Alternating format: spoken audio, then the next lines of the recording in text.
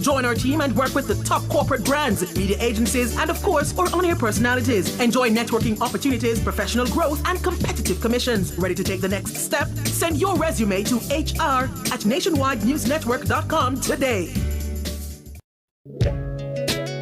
Do you have a consumer-related issue?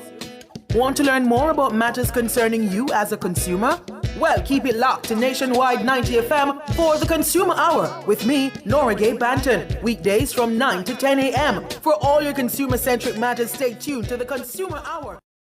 Ready to tackle that building project? Start right. Start here at H&L Rapid True Value for building supplies. The time by H&L Rapid True Value is Nationwide time, 5 o'clock. From the Nationwide News Network, comprehensive, incisive, tough. This is Nationwide at 5. Good afternoon, I'm Robian Williams. And I'm Mahiri Stewart. In Nationwide News at this hour, opposition demanding that Justice Minister Delroy Chuck resign over his statements, which it says undermines the rule of law. In light of all his recent utterances, it is time for him to step aside. NIA says allegations made by former PNP caretaker for Central Kingston, Lawrence Rowe, highlight the need for laws that discourage bribery. Indicom probing 4 separate fatal shooting incidents in 2 days. Significant inaccuracies and discrepancies unearthed in the reported expenditures of the Municipal Social Assistance Program by the Auditor General. KSAMC to implement strategic measures to improve the building approval process for the corporate area. In keeping with the recommendations made by the Integrity Commission, we'll be naming a 3-member panel to conduct an administrative review of the process. In news from the rest of the world, mourners bury journalist killed in one of Haiti's worst attacks on reporters. South African police trying to identify mine victims. And in headline sports, national senior football player undergoes surgery after suffering long-term injury. And later in our broadcast, in our cover story at 5:35, an audit conducted by Auditor General Pamela Monroe Ellis has unearthed significant inaccuracies and discrepancies in the reported expenditures of the Municipal Social Assistance Program. We'll go through the report. In Public Opinion at 6:26, we ask, should the law requiring family of public officials to file statutory declarations be changed? Give us your comments by logging on to our Facebook page, Nationwide News Network, and by tweeting us at Nationwide Radio and message us on WhatsApp at 876-285-5693. You can also leave your comments on Instagram at Nationwide 90 FM. At 7, the Biden administration has notified Congress of its intent to lift the U.S. designation of Cuba as a state sponsor of terrorism. What happens when President-elect Donald Trump is inaugurated next week? Second Secretary in charge of Economic and Political Affairs at the Cuban Embassy in Jamaica, Rolando Davila, will join us. And at 8, it's Jamaican Dads with Dennis Brooks, Garth Williams, Marlon Campbell, and Floyd Green. All these and more as we take you home on air on your mobile, Nationwide 90 FM, nationwideradiojm.com, and on the Nationwide app available on Google Play and the App Store. This Thursday afternoon, Thursday, January 16, 2025.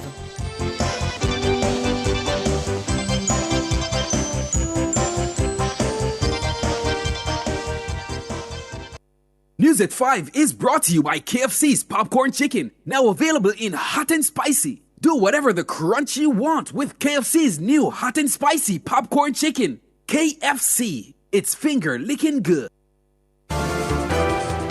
If it's news, it's got to be Nationwide 90 FM. Now to the details. The opposition People's National Party is calling for the immediate resignation of Justice Minister Delroy Chuck following what it describes as reckless and egregious statements regarding the Integrity Commission. In a strong rebuke, opposition spokesperson on justice, Senator Donna Scott Motley, condemned Minister Chuck's remarks, which advised parliamentarians to withhold spousal financial information legally required by the Integrity Commission Act. Robian Williams reports. Justice Minister Delroy Chuck made the comments during the Integrity Commission's Oversight Committee on Tuesday. Why is the Integrity Commission asking members to indicate the salaries of their spouse or sometimes of their children? I don't know if this is something that is appropriate, Chairman, because I have advised the relevant member, let them know your spouse is not prepared to divulge their salary to her or him, and therefore he or she cannot report it. And these are things, Chairman, when we get back to the legislation, we have to make it very clear what limits can be put in terms of investigation. We need to find out just how far the Integrity Commission goes in terms of investigating, and the focus, there's no doubt, is on parliamentarians. The PNP has urged Prime Minister Andrew Holness to act decisively by demanding Minister Chuck's resignation. The party says any failure to act will be seen as a tacit endorsement of this lawless behavior and an admission that the administration prioritizes political survival over the rule of law. Opposition spokesperson on Justice Senator Donna Scott Motley described the comments as an open assault on Jamaica's legal and ethical foundations. It is really shocking to hear the Minister of Justice, this chief steward of justice in our island, and a King's Council encouraging parliamentarians to breach the very law which they passed in Parliament. It's unacceptable, and I believe that in light of all his recent utterances, it is time for him to step aside. She says this incident is the latest in a series of controversial remarks by Minister Chuck, raising concerns about his commitment to the rule of law. According to Senator Scott Motley, the Justice Minister's statements not only undermine the independence of the Integrity Commission, but also embolden lawlessness at the highest levels of government. This, she says, signals to the Jamaican people that laws are malleable tools to be manipulated for political expediency, or that those who make laws are above the law. Robeanne Williams for Nationwide News. The National Integrity Action, NIA, says the allegations made by former PNP caretaker for Central Kingston, Lawrence Rowe, highlight the need for laws that discourage bribery. The body says this matter underscores the importance of implementing robust anti-corruption measures to ensure transparency and integrity in our political system. Mahiri Stewart has that story. Days after telling Nationwide News that he was still the PNP's caretaker for Central Kingston, Mr. Rowe was stripped of the position by opposition leader Mark Golding. He was replaced by former Senior Superintendent of Police Steve McGregor. Following his removal from his post, Rowe went on the offensive. In an exclusive interview on Cliff Hughes Online, Mr. Rowe claimed that he possessed evidence that the PNP leadership offered him a Senate seat, a membership to the board of a housing agency, along with $15 million in resources as part of negotiations to transition him out of the seat. The NIA, in a statement on Thursday, points out that if these allegations are to be proven true, the alleged offer to Rowe would continue one of the most damaging features of Jamaican politics and governance. It says the allegations would also put a dent in the public trust of the political system.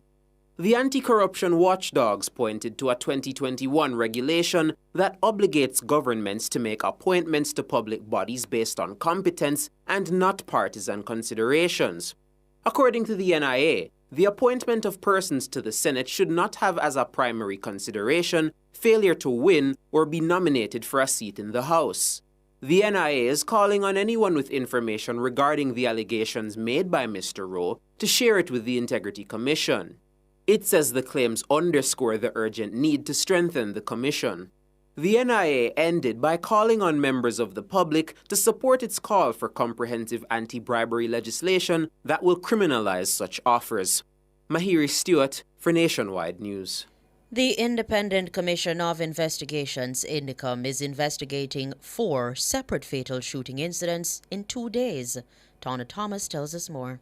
2 of the incidents occurred on Tuesday, January 14, in Rollington Town, Kingston, and Portmore, St. Catherine. Then on Wednesday, January 15, the 2 others were reported in Mountain View in Kingston and Hopewell in Hanover. In each of the incidents, 1 man was fatally shot and a firearm allegedly recovered. The deceased men have been identified as Akeem Chance, 24-year-old Alex Madden, 38-year-old Paul Casanova, and 21-year-old Nyron Cameron. Indicom says all 4 incidents were reported as planned targeted missions, of which one was a joint police and military operation. The Commission says it has noted the significant increase in planned operations where fatalities are occurring. Indicom says all such operations involved organization, preparation, and scheduling. The oversight body says a loss of life by agents of the state requires objective records of the interactions. That's part of the reason it says that it requires every effort to be made for security force personnel to be equipped with body-worn cameras. Meanwhile, the Commission says all incident scenes have been examined and the evidential material recovered, processed, and packaged. The hands of the deceased men were all swabbed for gunshot residue. It says the concerned officers have provided initial accounts and have been served with Section 21 notices pursuant to the Indicom Act 2010 to submit statements and attend interviews. It says planned operation interviews have also been scheduled with the operation team leaders. Indicom says these latest incidents increased the total to 12, the number of people who've been fatally shot by the security forces so far this year. Comparatively, in 2024, 13 people were fatally shot during the month of January. Tona Thomas for Nationwide News. An audit conducted by Auditor General Pamela Monroe Ellis has unearthed significant inaccuracies and discrepancies in the reported expenditures of the Municipal Social Assistance Program, MSAP. That's according to a performance audit tabled in the House of Representatives on Tuesday. The findings raise serious concerns about transparency and accountability in the management of the program, which received an allocation of more than $1.5 billion. Siobhan Campbell tells us more. The MSAP is administered by the Ministry of Local Government and Community Development. Through the allocation of monies, it's expected to enable the effective delivery of social services to vulnerable citizens and provide administrative support to elected parochial representatives. However, the Auditor General is asking if the program has lived up to its mandate. In her report, Mrs. Monroe Ellis says the Ministry of Local Government and Community Development and municipal corporations only provided expenditure information after adverse findings were highlighted in a draft audit report. However, subsequent verification uncovered substantial variances in the reported spending by several municipal corporations. Auditors visited 4 corporations, namely St. Anne, Portmore, St. Catherine, Kingston, and St. Andrew. This was to verify the reported figures. In St. Anne, for example, the corporation reported expenditures of $26.6 million for fiscal year 2021 and 2023.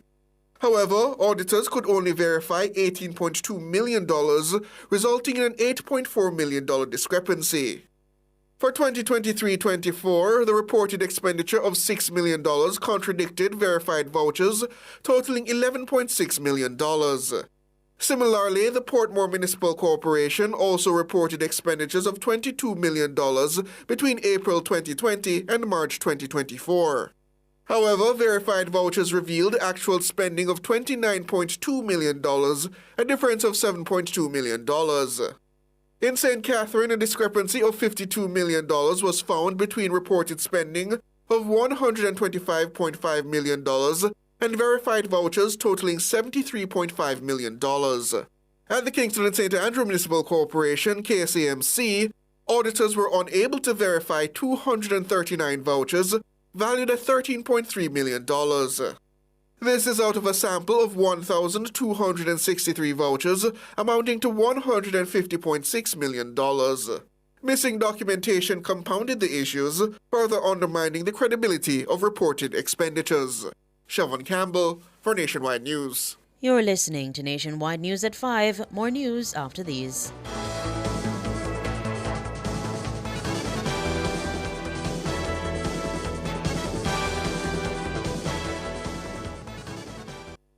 Value Drug Pharmacy offers curbside pickup and delivery of your branded and generic drugs. WhatsApp your prescription to 876-881-6695. The time by Value Drug Pharmacy is 14 minutes after 5.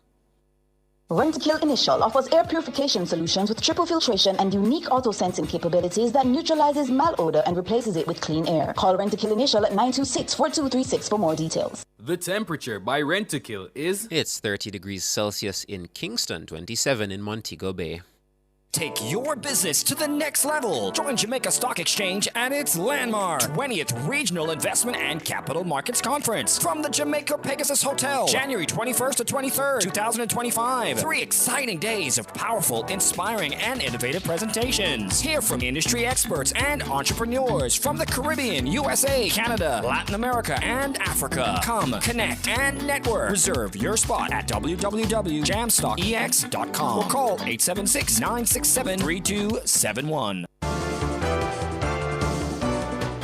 Continuing the news, Mayor of Kingston, Andrew Swaby, says he will be implementing strategic measures to improve the building approval process for the corporate area. He was speaking on Tuesday at the Kingston and St. Andrew Municipal Corporation's first monthly meeting for the year. Shalois Michael reports. Mayor Swaby was responding to public concern surrounding the KSAMC's building approval processes. He made a note of controversial developments at 2 Waycliffe Close and 18.5 Lyndhurst Road. Breaches of the approval process at the Waycliffe Close property were noted by the Integrity Commission. The developer of the property is Estate Bridge Holdings. Prime Minister Holness previously held shares in a company that was part owner of Estate Bridge. At the time of the Commission's investigation, the Prime Minister had already divested himself of those shares. The Commission's report did not establish any link between the Prime Minister and the breaches. Meanwhile, the development at 18.5 Lyndhurst Road is linked to PNP Councillor Dennis Gordon. That building, a 4-story structure bearing Gordon's name, was constructed without any of the requisite permits. Mayor Swaby says he will soon name a 3-member panel to oversee the administrative process. As we work to strengthen our building approval process, in keeping with recommendations made by the Integrity Commission, we'll be naming a 3-member panel to conduct an administrative review of the process. This panel will consist of individuals who have worked in the built environment and who have the skills, knowledge and experience required to provide proper oversight of the building and planning departments. Their main focus is to provide an unbiased assessment of the current process, procedures, laws and guidelines which currently govern the development approval process. The recommendations of this panel will be made public. On January 8 this year, the KSAMC's Building and Planning Committee approved the amended as-built applications for the 2 developments. Mayor Swaby acknowledged that the process has limitations which can be misused. As a deterrent, he says fees have been added as a part of the application process. To address this, the KSAMC has implemented 1. Stringent fees were placed on the application, and in the case of Estate Bridge, the applicant was required to pay 3 times the building fees. And for 18.5 Lyndhurst Road, the applicant was required to pay 1% of the total cost of construction. It must also be clear that as-built applications are not guaranteed to be approved, as they are subject to the usual legal requirements. This is to ensure that established building standards are maintained. Shalois Michael for Nationwide News. President of the Private Sector Organization of Jamaica, PSOJ, Metri Siaga, says the new Caribbean Broilers plant provides a direct link to enhancing the country's productivity and employment opportunities. This is a state-of-the-art facility and one that we are, as a private sector, we are proud to be associated with. CB is a member of our association, a very valued member, and we want to be at more of these things. They employ, I think, about 1,300 people here. So it's good for employment, it's good for productivity, and it's good for the country at large.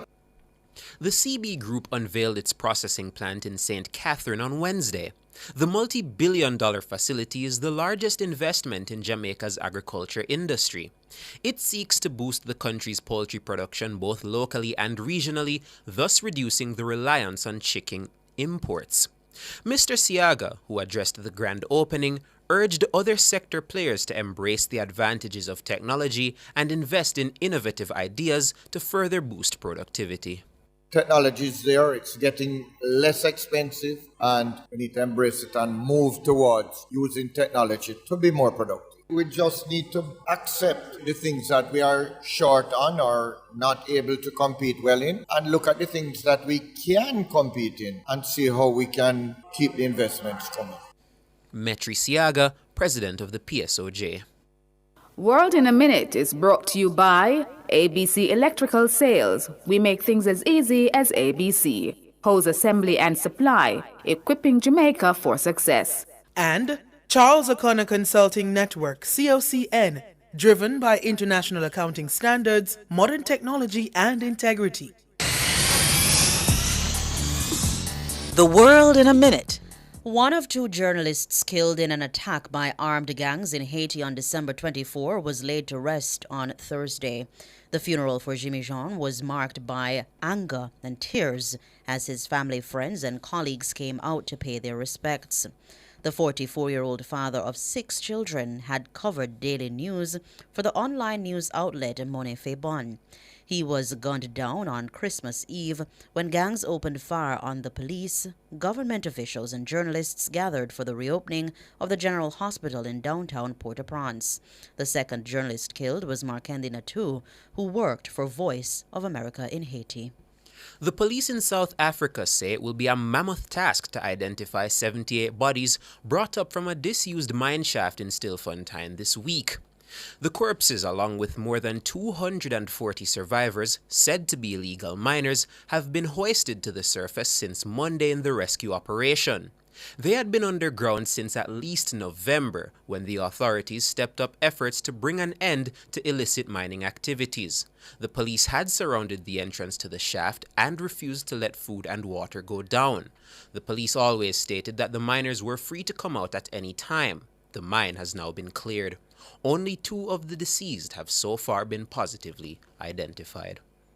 World in a Minute was brought to you by ABC Electrical Sales. We make things as easy as ABC. Hose assembly and supply, equipping Jamaica for success. And Charles O'Connor Consulting Network, COCN, driven by international accounting standards, modern technology and integrity. Recapping the top stories making nationwide news at this hour, opposition demanding Justice Minister Delroy Chuck resign over his statements, which it says undermine the rule of law. In light of all his recent utterances, it is time for him to step aside. NIA says allegations made by former PNP caretaker for Central Kingston, Lawrence Rowe, highlight the need for laws that discourage bribery. Indicom probing 4 separate fatal shooting incidents in 2 days. Significant inaccuracies and discrepancies unearthed in the reported expenditures of the Municipal Social Assistance Program by the Auditor General. I'm Robianne Williams. And I'm Mahiri Stewart. You can find the news on our website at nationwideradiojm.com and on the Nationwide app available on Google Play and the App Store. News next, the headlines at 6.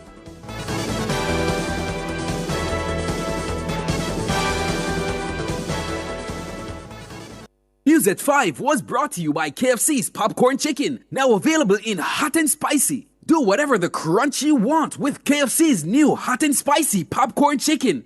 KFC, it's finger-licking good. The Ministry of Health and Wellness, in collaboration with the Ministry of Education, Skills, Youth and Information, will host the Health and Wellness Career Expo and Employment Fair, January 22 and 23 at 9 a.m. to 8 p.m. Attendees from all schools are asked to confirm participation via email to rsvpcareerexpo@moh.gov.jm. Expect interactive booth displays, entertainment, free health screenings, and more. See you at the 2025 Health and Wellness Career Expo and Employment Fair. A career in health, the roadmap to success.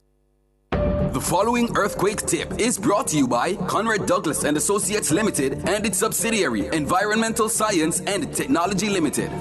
At Conrad Douglas and Associates Limited, we design buildings and infrastructure to withstand earthquakes by incorporating flexible and robust materials. The preceding earthquake tip was brought to you by Conrad Douglas and Associates Limited and its subsidiary, Environmental Science and Technology Limited. Telephone 876-929-0023. Sports at 5 is brought to you by Total Tools. They almost always have it. Hello, good afternoon, and welcome to Sports here on Nationwide 90 FM. I'm Wayne Walker. The West Indies have dropped their vice-captain Joshua De Silva for the first test against Pakistan, which bowls off in Multan at 12:30 tomorrow morning Jamaica time. Da Silva has been left out of the 11 following a run of underwhelming performances. Da Silva's absence is sure to give wicketkeeper batsman Amir Jangu his debut. Tevin Imlak, who made an unbeaten 57 against the Pakistan Shaheens in the three-day practice match this week, will make his international debut as well. Veteran Kemar Roach is unwell, leaving Jaden Seals to lead the bowling attack, which is expected to be spin-heavy. Captain Craig Brathwaite says the West Indies is very focused on putting on a good performance. I'm fully confident in this team to face any bowlers around the world. And it starts with Finn. I think what I've been preaching to the batsmen, just believe and be brave. And fully confident that the guys, for sure, everyone here can do well, against any team in the world. Because you got to get 20 wickets to win a test match. So, we got to get all 11 guys out, all 10 wickets. And that's our focus. The West Indies are at the foot of the World Test Championship table, just a fraction below Pakistan. And the captain says it's important they end the cycle strongly. This series is very important for us. Obviously, 2 test matches left in this cycle. And it's a new year. So at the end of the day, you want to start the year strong. And it's important we finish this cycle, strong. That is our focus. Craig Brathwaite, West Indies Test captain. This will be the first Test match for the West Indies in Pakistan in 18 years. The last, incidentally, in 2006, was also in Multan. Guyanese and West Indies cricket legend Sir Clive Lloyd is set to take a lead role in the establishment and operations of Guyana's proposed Cricket Academy. The 80-year-old icon, celebrated as one of the greatest cricket captains of all time after leading the West Indies to 2 50-over World Cup titles, will assume the principal role at the country's premier cricket academy.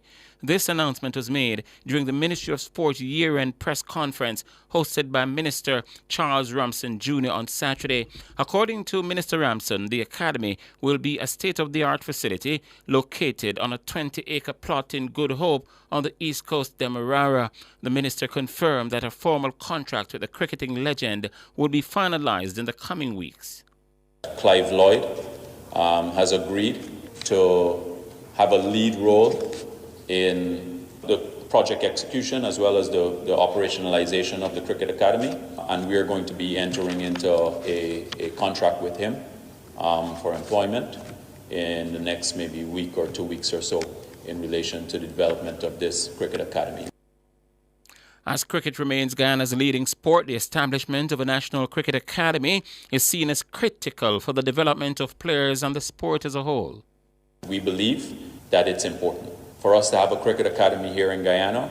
It is our lead sport. So the investment, sometimes people say, why are we investing so much in cricket? Well, the investment is important. Without the investment, how are you going to get the players? And that's one of the reasons why West Indies cricket was on the decline. It was on the decline because there was no investment being made on the development of players. There was a lot of management, administration, politics, but there wasn't a lot of investment, especially infrastructure and technological investment being made in the players and the developmental program. That's Guyana's Minister of Sports, Charles Ramson Jr. Jamaica's national senior men's football team is now having to deal with another long-term injury to one of its strikers. Ronaldo Cephas could be out for close to 3 months after suffering a torn meniscus in his knee last week. The 25-year-old Cephas, who plays his club football with Turkey's First Division side Ankara Gucci, underwent surgery at the start of the week and is expected to be out of action until March at the very least. The former Arnett Gardens winger has been in good form for Ankara Gucci this season. He scored 6 times in the league and twice in the Turkish Super Cup. Cephas now joins West Ham United's Mikel Antonio, who is now recovering following surgery on a lower limb, which was fractured in a one-car incident outside of London on December 7th. The 34-year-old Antonio is expected to face a lengthy spell of rehabilitation. Amad Diallo scored 3 goals in 12 minutes, in the last 12 minutes actually, to lead former champions Manchester United to a come-from-behind 3-1 win over Southampton in their English Premier League encounter at Old Trafford today. The Saints, who are at the foot of the standings, took the lead through an own goal by Manuel Ugarte. However, Amad Diallo grabbed the share of the point for United with a stunning hat-trick. That was flicked on. Oh, and it's over the line, is it? Yes, it is. Blocked by Walker-Peters. Amad goes again. He scores some big, big goals. Amad delivers once again for Manchester United. Back towards Amad. This boy is special. And here he is again. Amad with the hat-trick to cap a remarkable night at Old Trafford. In the days of the game today, Brighton and Hove Albion beat the home team Ipswich by 2-0 at Portman Road. And this is Matt O'Reilly, and that's Mitoma! And Brighton break through just shy of the hour. IRE flick from Welbeck. It's to Ruta Pounce.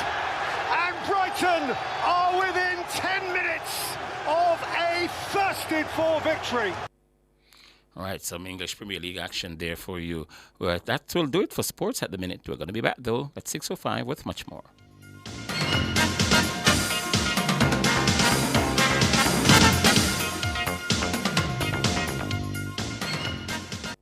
Sports at 5 was brought to you by Total Tools. They almost always have it. Since 2016, 156,000 more Jamaicans are working. This is more than any other time in our history. Your government is caring for you. The time brought to you by the Office of the Prime Minister is 5:30. Help you take a better route. Become a mentor in the Ministry of Justice Child Diversion Program. To become a mentor, you must be a Jamaican citizen over 18 years old, literate, with at least a secondary level education, have at least 1 year working experience, be willing to volunteer for at least 1 year, and be non-partisan, confidential, and a person of integrity. Download the application form at moj.gov.jm and submit to any child diversion office island-wide. For more details, call the ministry at 888-JUSTICE. That is 888-587-8423. Help a youth take a better route. Join the Child Diversion Mentorship Program today.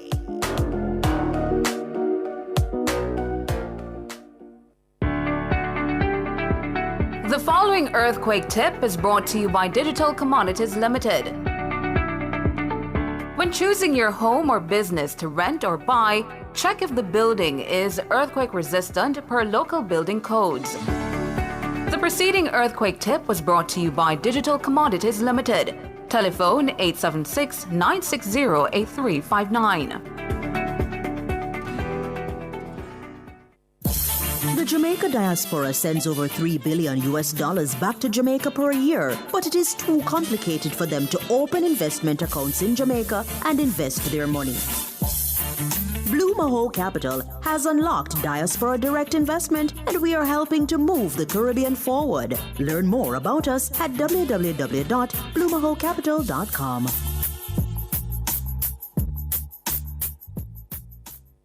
KFC pop, popcorn chicken. KFC popcorn chicken. Incredible, delicious, finger licking in the sauce when me dip it. I can't resist it. Once you start, you can't stop. Do whatever the crunch you want with KFC's popcorn chicken. Now available in hot and spicy. Try with our new dipping sauces. KFC, it's finger licking good. KFC popcorn chicken. Delicious meals, poolside cocktails, right on the beach. Disconnect from your daily worries and reconnect with the one you love. There's no paradise like home. Enjoy a romantic all-inclusive escape at Couples Tower Island Couples Sanssouci in Ocherias from $395 USD per night. Take advantage of this offer today by calling Couples Resorts at 876-632-8200 or by visiting couples.com. Conditions apply. The following earthquake tip is brought to you by Coast to Coast Concrete. Retrofit and reinforce your house.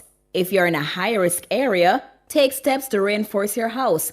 Bolt your house to the foundation and reinforce support beams as needed. Secure furniture such as bookshelves and cabinets to the walls.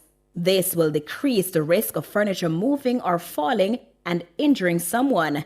The preceding earthquake tip was brought to you by Coast to Coast Concrete. Telephone 876-754-7472. Cover Story is brought to you by Multilink. Roll with control. Use Multilink. Safe, fast, and accepted in more locations. Multi-link, access every time, everywhere I go. Multi-link, 24/7 access for me.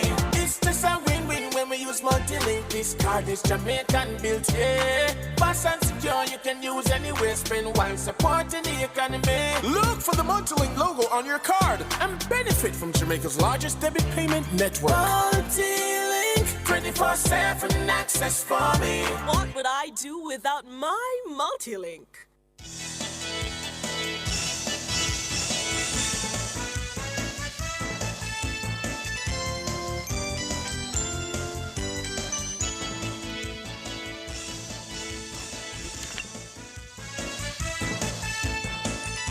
Good afternoon, listeners and viewers. It is 5:34, and it's time for the cover story. I'm Siobhan Campbell. And my name is Sanjay Lewis, and today we are focusing on that Auditor General's report on the Municipal Social Assistance Program. And an audit conducted by Auditor General Pamela Monroe Ellis has unearthed significant inaccuracies and discrepancies in the reported expenditures of the Municipal Social Assistance Program, that's the MSAP. That's according to a performance audit tabled in the House of Representatives on Tuesday.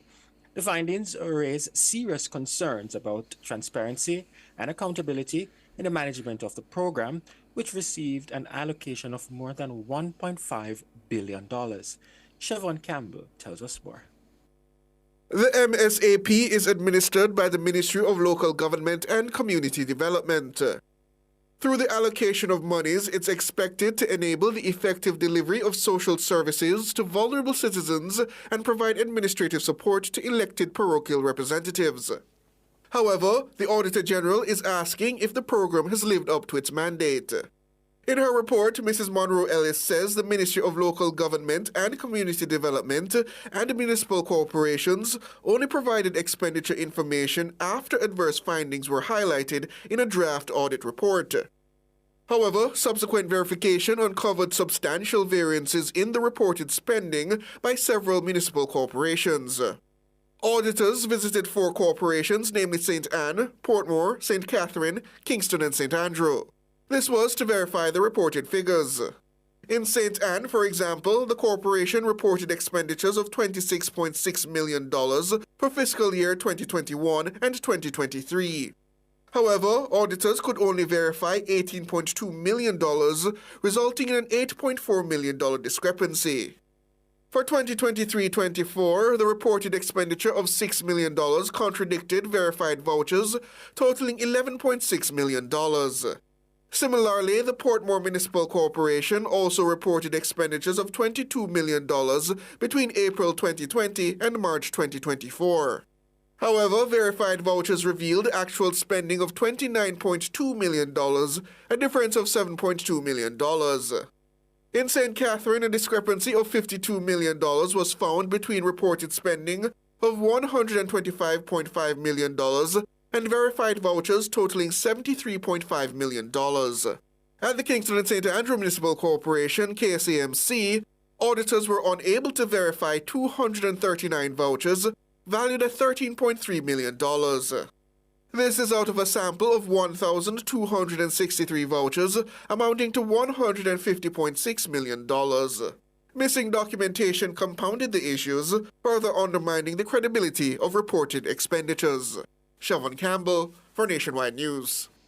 Meanwhile, listeners, the audit also revealed a significant imbalance in the allocation of funds. Of the $1.5 billion allocated for the MSAP, $494.5 million, 32% that is, was designated for administrative support. This included $30,000 per month allocated to each councillor for expenses such as office rentals, stationery, and administrative staff allowances. For fiscal years 2022 to and 2023-2024, a total of $342.5 million was allocated across 14 municipal corporations.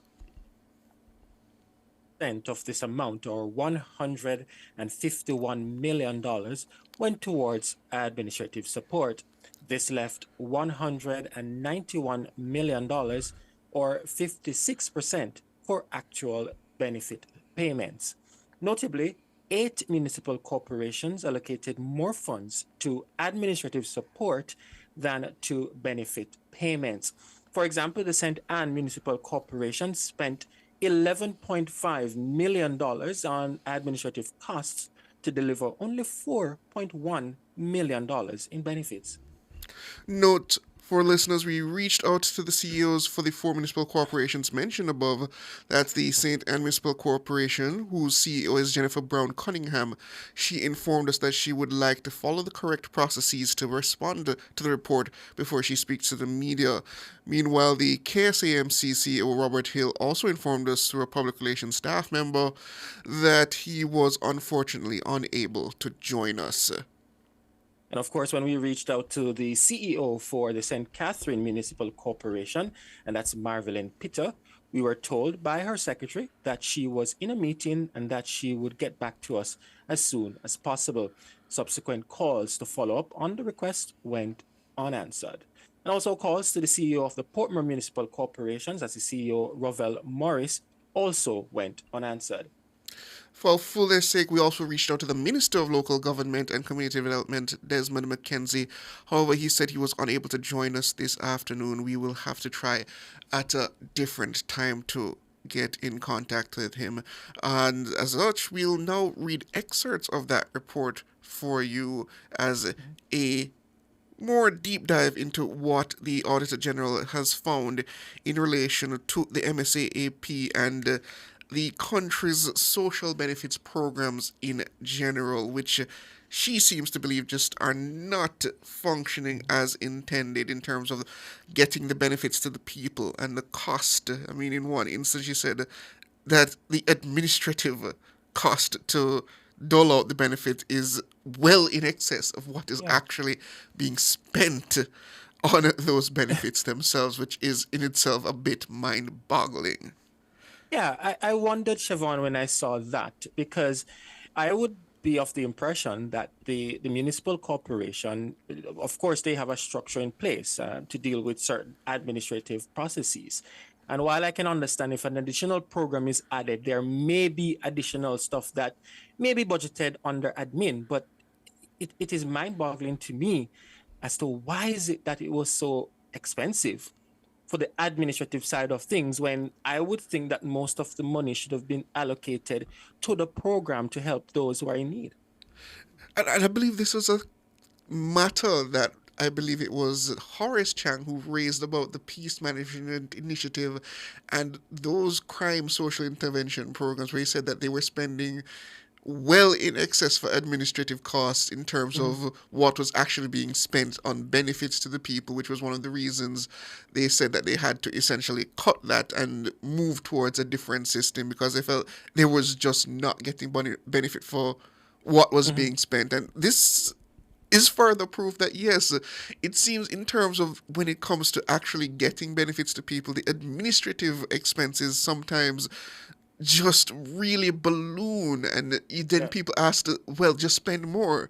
But that also means that you're going to have a multiplier effect on the administrative costs, because that is how it works. The amount you spend to get money out is going to increase as you increase the budget to spend.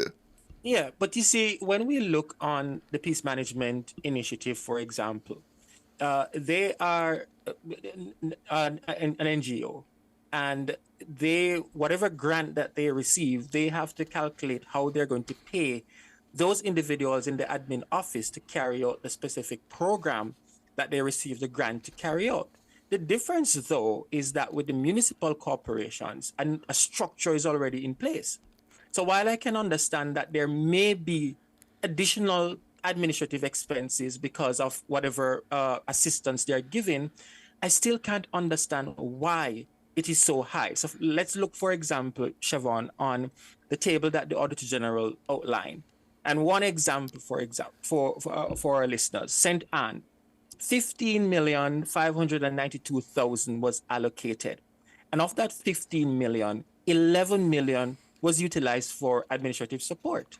Why? That's $1 million question. I think it was for stationary office space. I find it strange. Are those things that the individual councils tend to pay for in terms of their own expenses, that they need that money for that? Office space and stationery and other municipal expenses. But anyways, listeners, onto the document. It is... We'll take a break, actually, and then come back to the document, listeners. So please stay with us.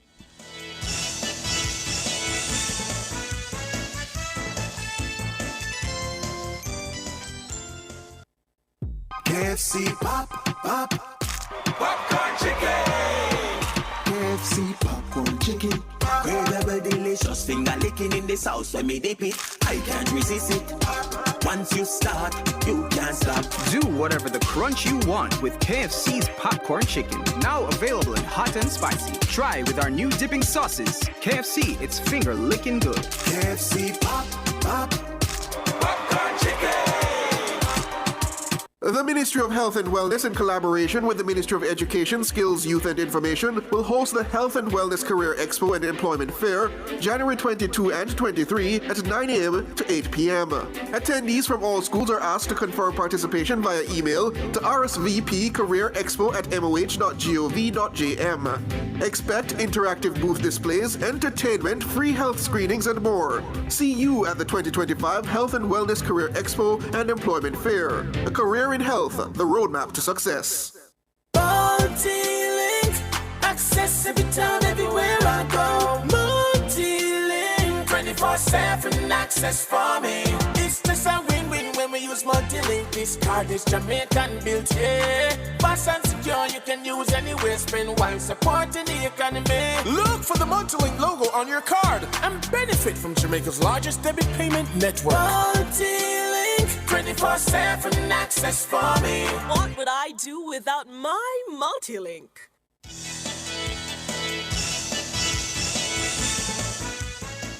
Welcome back, listeners and viewers, to the cover story. We're looking at the Auditor General's performance audit of the country's social benefits programs.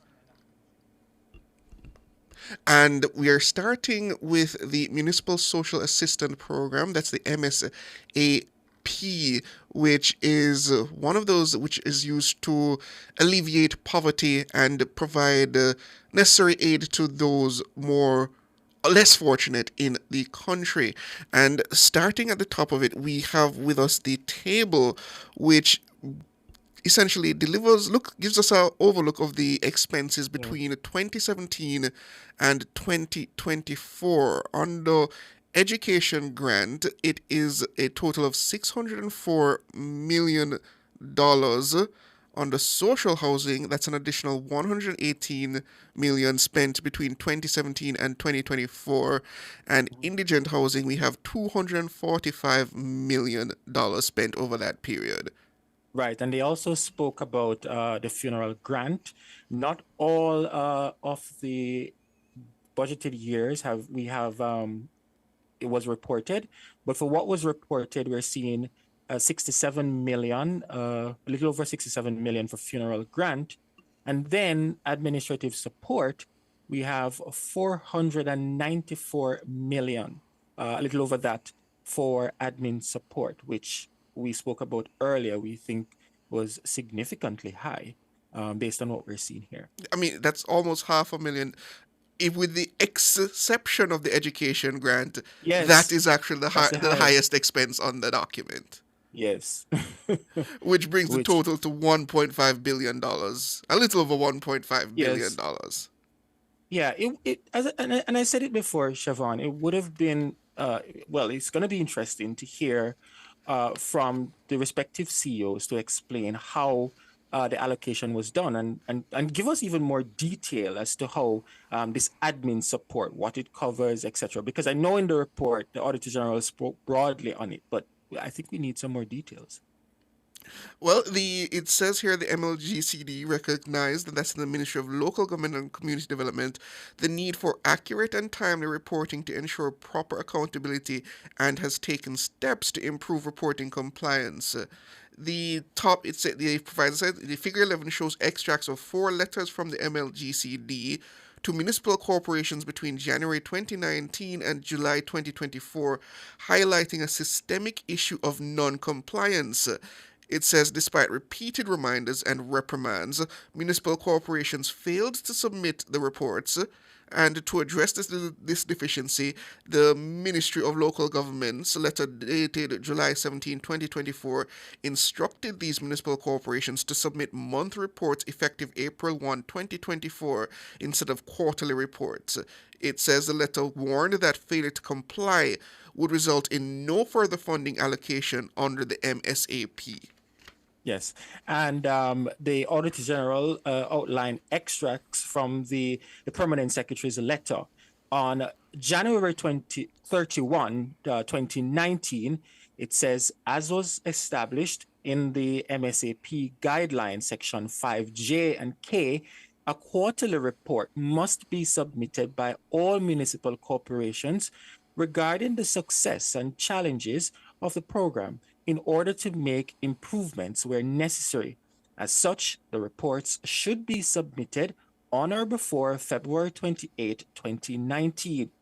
And then on April 8, 2022, the ministry recognizes the need, the letter says, for consistent reporting and is therefore requesting reports for the fiscal year 2021 to 2022. And they are saying that we are also requesting an updated report for the period 2020 to 2021 period under each component of the Municipal Social Assistance Program to be submitted to the ministry by April 30, 2022.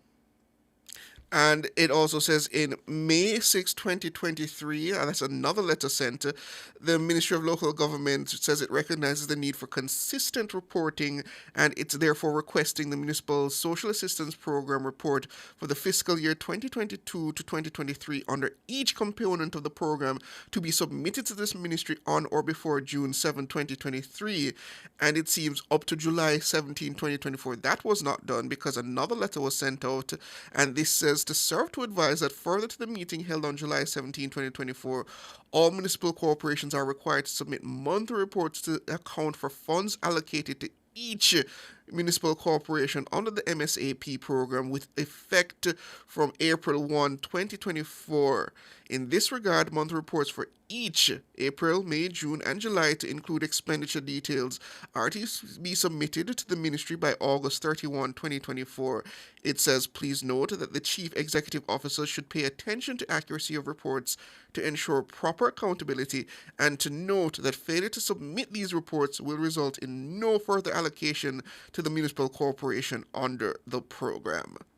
Yeah, so they've outlined on numerous occasions that these reports should be submitted.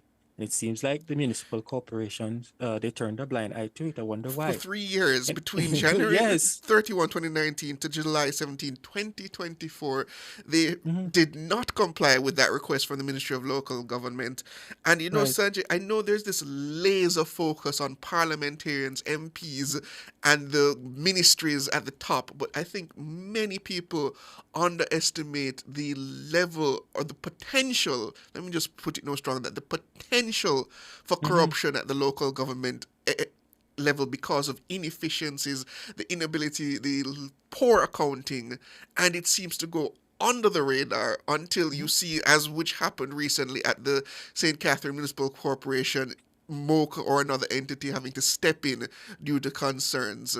And that is something that we need to address, not only as the ministry and government, but as a public. We need to get pour more attention on these municipal corporations and how the local government process functions to make sure that we're getting value for money, because in many instances we're not. And we really have to turn a laser focus also on the chief executive officers, who are, in a sense, the accountable officers for the municipal corporation. What would have caused them not to respond and not to honor the request of the parent ministry to send these reports. Anyways, the Auditor General continues to, and she indicated that despite multiple requests, both from the ministry and the municipal corporations, they failed, she indicated, to provide quarterly expenditure reports for our review. The Ministry of Local Government and Community Development, that is, and the municipal corporations provided the expenditure information shown in Table 19, which we just spoke to account for the $1.53 billion allocated to the MSAP.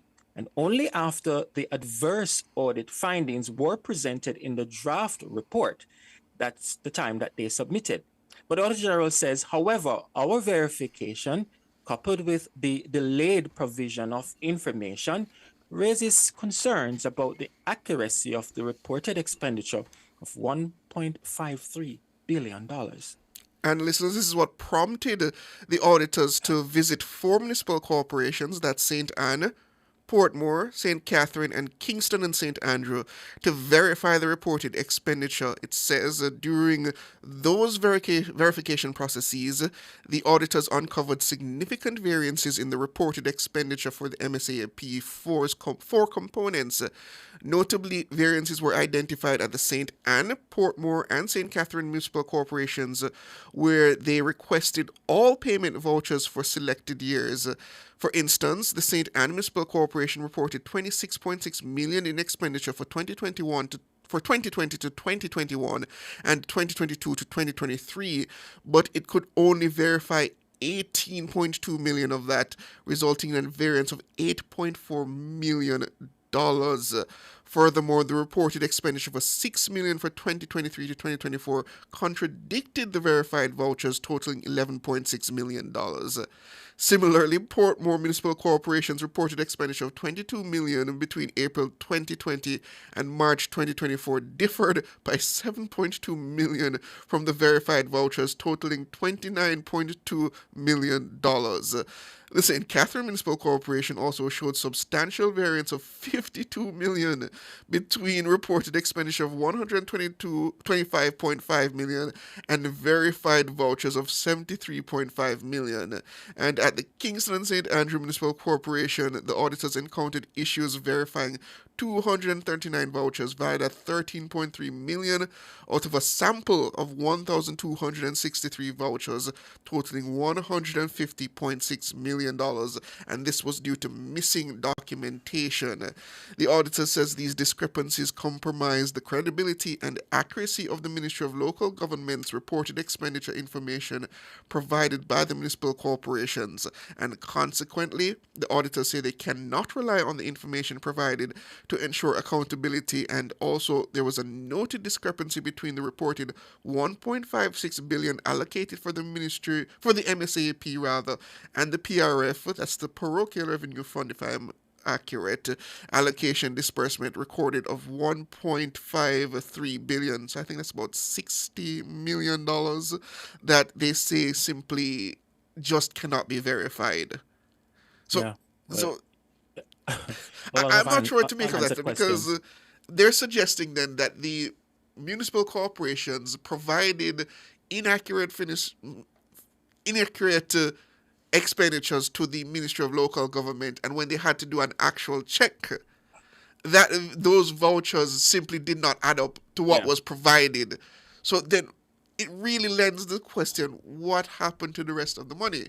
Yeah, because what in essence they showed that they can account for in spending, it didn't match up to what they reported that they actually spent. So again, it would be interesting to know, is it like, I remember a situation like that at the Ministry of Health, and what the permanent secretary indicated is that there are some vouchers that were unsigned at the time based on his explanation, and he, as the accountable officer, would have to sign so that the spending could match up. I don't know if it's something similar that we're seeing happening here. And the Auditor General also indicated that information obtained from the Parochial Revenue Fund disbursement schedule revealed that the Ministry of Local Government and Community Development allocated $494.5 million to municipal corporations for administrative support over the period, representing 32% of the $1.53 billion allocated for the program. Each councillor in the municipal corporations was allocated $30,000 monthly for administrative support to offset expenses for the rental of office space, purchase of basic stationery and office supplies, and special allowance for administrative staff. And they provided a table, yes, saying that administrative support was 32%. The education grant represented 40% of the expenditure. The social housing, 8%. The indigent housing, only 16%. And funeral grants, 4%. The Auditor General says, of note, for 2 years between 2022-23 and 2023-24, they observed that the 14 municipal corporations were allocated a total of $342.5 million, with a notable imbalance in allocations, while $191 million, 56%, was designated for actual benefit payments. The other $151 million, 44%, was allocated for administrative support. Moreover, a closer examination revealed that 8 municipal corporations allocated more funds for administrative support over benefit payments. For these municipal corporations, the amounts allocated for administrative support significantly outweighed the amounts allocated for actual benefit payments. And in essence, the St. Anne Municipal Corporation incurred a cost, as we pointed out earlier, of $11.5 million for administrative support to deliver only $4.1 million in benefits.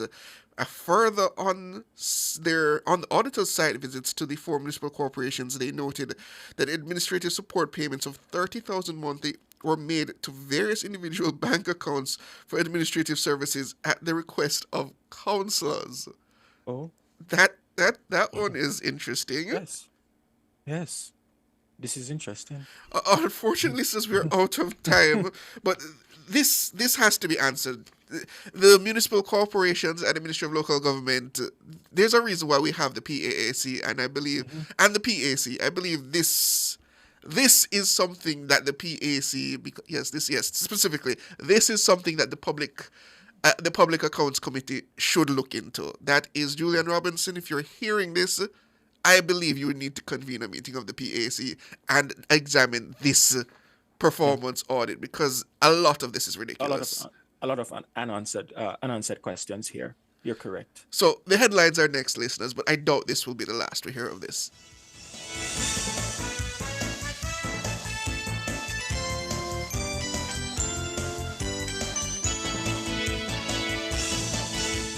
Cover Story was brought to you by Multilink. Roll with control. Use Multilink. Safe, fast, and accepted in more locations.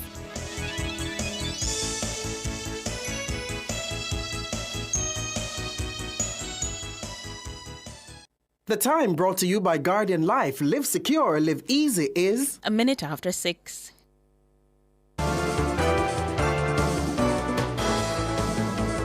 Nationwide headlines at 6.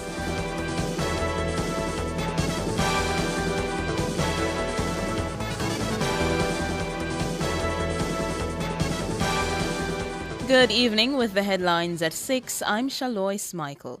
The opposition, People's National Party, is calling for the immediate resignation of Justice Minister Delroy Chuck, following what it describes as reckless and egregious statements regarding the Integrity Commission.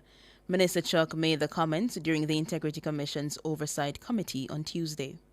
Why is the Integrity Commission asking members to indicate the salaries of their spouse or sometimes of their children? I don't know if this is something that is appropriate, Chairman, because I have advised the relevant member, let them know your spouse is not prepared to divulge their salary to her or him, and therefore he or she cannot report it. And these are things, Chairman, when we get back to the legislation, we have to make it very clear what limits can be put in terms of investigation. We need to find out just how far the Integrity Commission goes in terms of investigating, and the focus, there's no doubt, is on parliamentarians.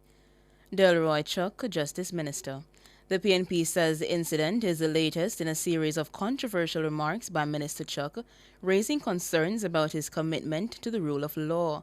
It urged Prime Minister Andrew Holness to act decisively by demanding Chuck's resignation. Opposition spokesperson on Justice, Senator Donna Scott Motley, described the comments as an open assault on Jamaica's legal and ethical foundations. It is really shocking to hear the Minister of Justice, this chief steward of justice in our island, and a King's Council encouraging parliamentarians to breach the very law which they passed in Parliament. It's unacceptable, and I believe that in light of all his recent utterances, it is time for him to step aside. Senator Donna Scott Motley, opposition spokesperson on justice. Mayor of Kingston, Andrew Swaby, says he will be implementing strategic measures to improve the building approval process for the corporate area. He made note of controversial developments at 2 Waycliffe Close and 18.5 Lyndhurst Road. Mayor Swaby says he will soon name a 3-member panel to oversee the administrative process. As we work to strengthen our building approval process, in keeping with the recommendations made by the Integrity Commission, we'll be naming a 3-member panel to conduct an administrative review of the process. This panel will consist of individuals who have worked in the built environment and who have the skills, knowledge and experience required to provide proper oversight of the building and planning departments. Their main focus is to provide an unbiased assessment of the current process, procedures, laws and guidelines which currently govern the development approval process. The recommendations of this panel will be made public.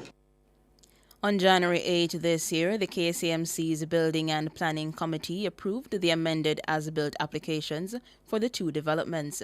Mayor Swaby acknowledged that the process has limitations which can be misused. As a deterrent, he says fees have now been added as part of the application process. To address this, the KCMC has implemented 1. Stringent fees were placed on the application, and in the case of Estate Bridge, the applicant was required to pay 3 times the building fees.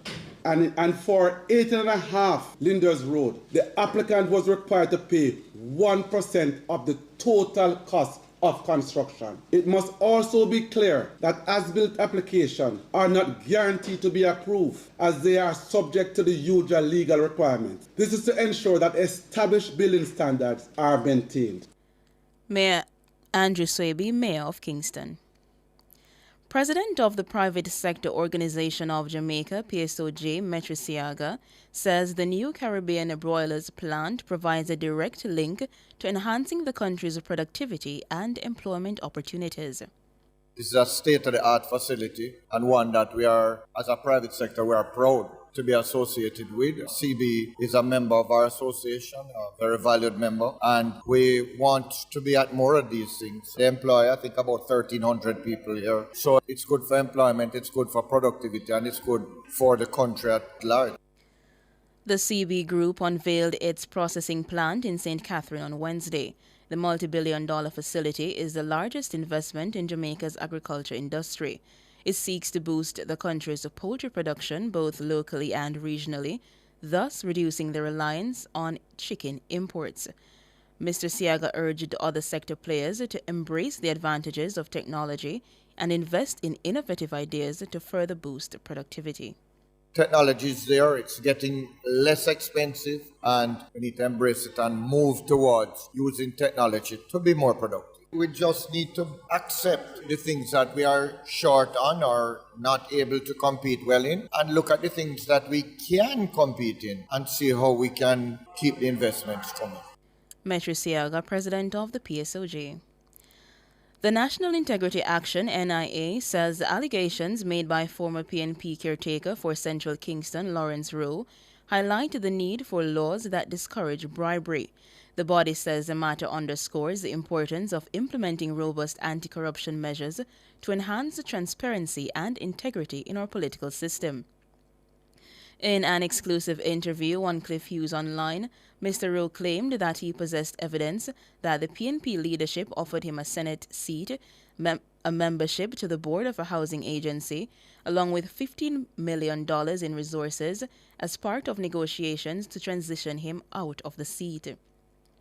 The NIA, in a statement on Thursday, points out that if these allegations are to be proven true, the alleged offer to rule would continue one of the most damaging features of Jamaican politics and governance.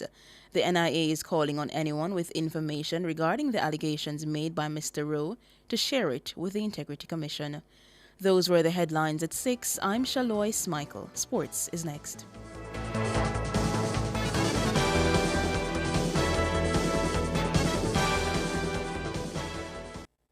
Plug into the sun with Peak Energy Solutions. We are your affordable provider for everything solar. Grid tie or off-grid solar P systems, solar air conditioners, panels, lithium batteries, solar supplies, and installation. Visit us at Shop 1, 3 Mosquito Valley Road, Red Hills, St. Andrew. Call 876-279-8820 or 944-0668. Or email us at peakenergysolutionsja@gmail.com. Peak Energy for everything solar.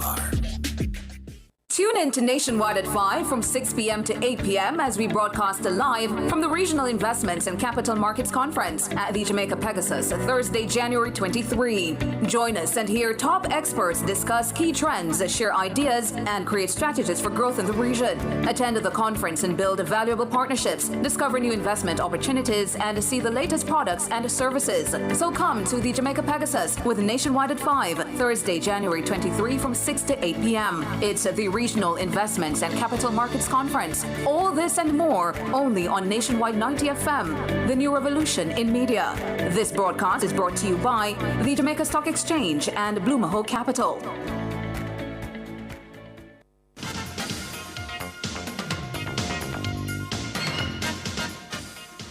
Good evening with your sports report. I am Alric Swaby. We blow things off with cricket as coach of the West Indies women. Shane Deeds says Bangladesh tour of the Caribbean gives players an opportunity to cement their place in the first 11. The Windies are set to play Bangladesh in 3 ODIs and 3 T20 internationals. The first one there is set for Warner Park on January 19. Deeds says the players will use the series as part of their preparation for the ICC World Cup qualifiers later this month.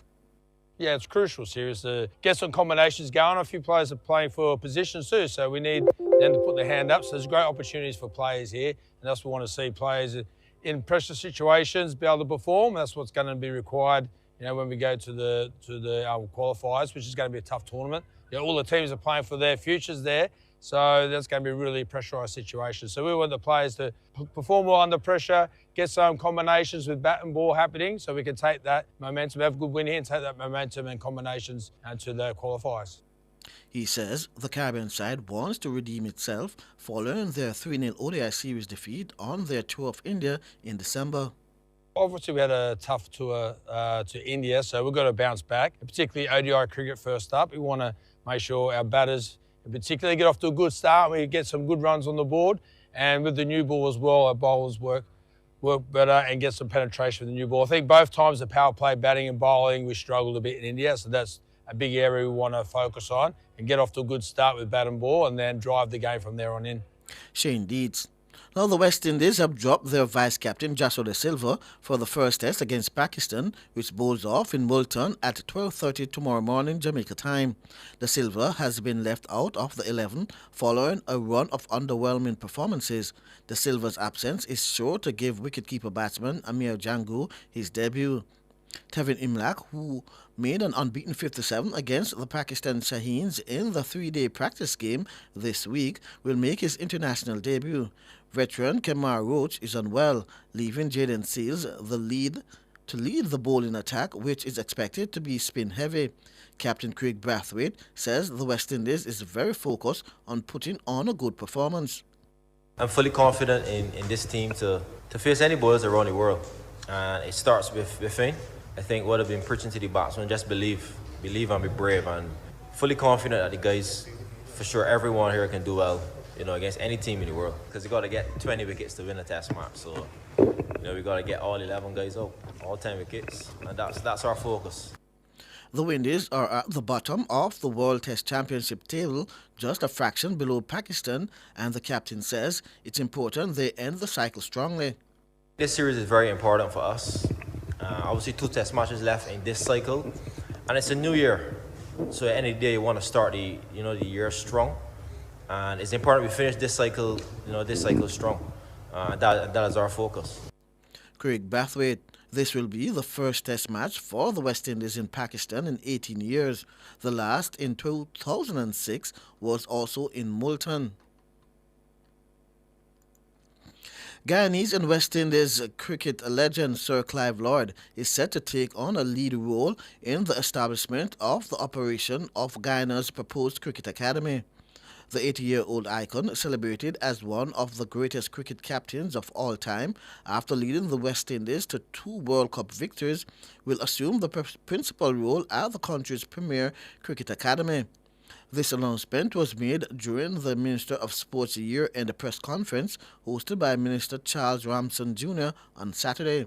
According to Minister Ramson, the academy will be at a state-of-the-art facility located on a 20-acre plot in Good Hope on East Coast in Demerara. The minister confirmed that a formal contract with the cricketing legend will be finalized in the coming weeks. Clive Lloyd has agreed to have a lead role in the project execution as well as the operationalization of the Cricket Academy, and we are going to be entering into a contract with him for employment in the next maybe week or 2 weeks or so in relation to the development of this Cricket Academy. As cricket remains Guyana's leading sport, the establishment of a National Cricket Academy is seen as critical for the development of players and the sport as a whole. We believe that it's important for us to have a cricket academy here in Guyana. It is our lead sport. So the investment, sometimes people say, why are we investing so much in cricket? Well, the investment is important. Without the investment, how are you going to get the players? And that's one of the reasons why West Indies cricket was on the decline. It was on the decline because there was no investment being made on the development of players. There was a lot of management, administration, politics, but there wasn't a lot of investment, especially infrastructure and technological investment being made in the players and the developmental program. Charles Ramson Jr. Now to football, as Jamaica's national senior men's football team is now having to deal with another long-term injury to one of its strikers. Ronaldo Cephas could be out for close to 3 months after suffering a torn meniscus in his knee last week.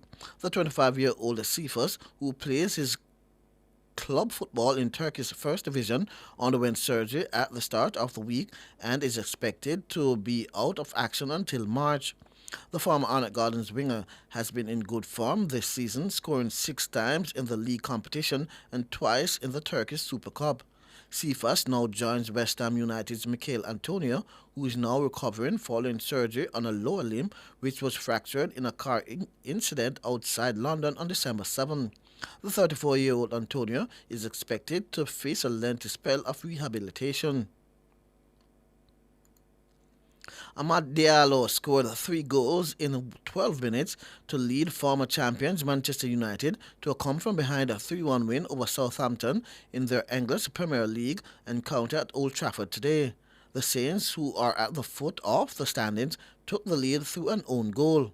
However, Diallo grabbed all 3 points for United with his stunning hat-trick. That was flicked on. Oh, and it's over the line, is it? Yes, it is. Blocked by Walker Peters, and that goes again! He scores some big goals!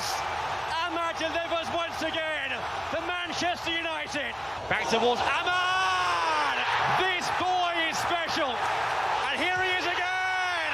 Ahmad with the hat-trick to cap a remarkable night at Old Trafford. In the days of the game, Brighton and Hove Albion beat the home team Ipswich Town 2-0 at Portman Road. And this is Matt O'Reilly, and that's Mitoma! And Brighton break through just shy of the hour. IRE flick from Welbeck. It's to Ruta Pounce. And Brighton are within 10 minutes of a They thirsted for victory.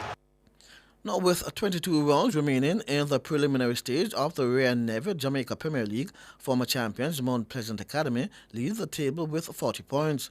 The Theodore Whitmore coach unit registered their 8th straight win of the 2024-25 season following a 3-2 triumph over Racing United on Monday. The Centon-based side holds a 3-point lead over second-place Arnett Gardens, and Whitmore is encouraging his players not to get complacent. It's a long season. You know you're going to get injuries. If you look, we have a Daniel Green, Timoni Bailey out, and the guys came in, they step up to it. So it's good when you have depth in your side, you know, so you can pull from the bag, no problem. Mount Pleasant's next match will be against Arnett in a massive top-of-the-table clash on Sunday at Droxall, and Whitmore says he wants to extend their unbeaten run. That's what we want to maintain. We want to keep the consistency, you know, and keep going. Theodore Whitmore.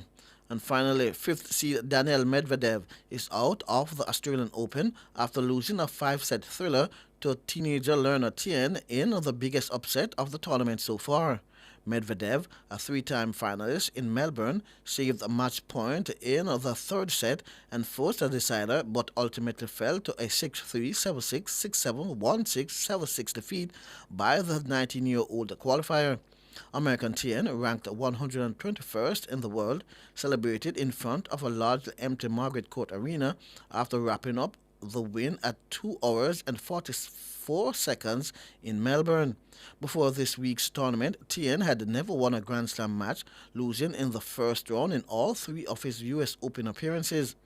Medvedev, who lost to Yannick Sinner in last year's final, seemed like the clear favorite to win the match after steamrolling his way through the 4th set in 27 minutes, with Tien looking fatigued.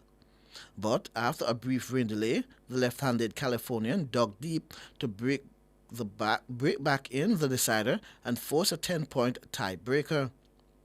I'm Alex Swiby, and that's your sports.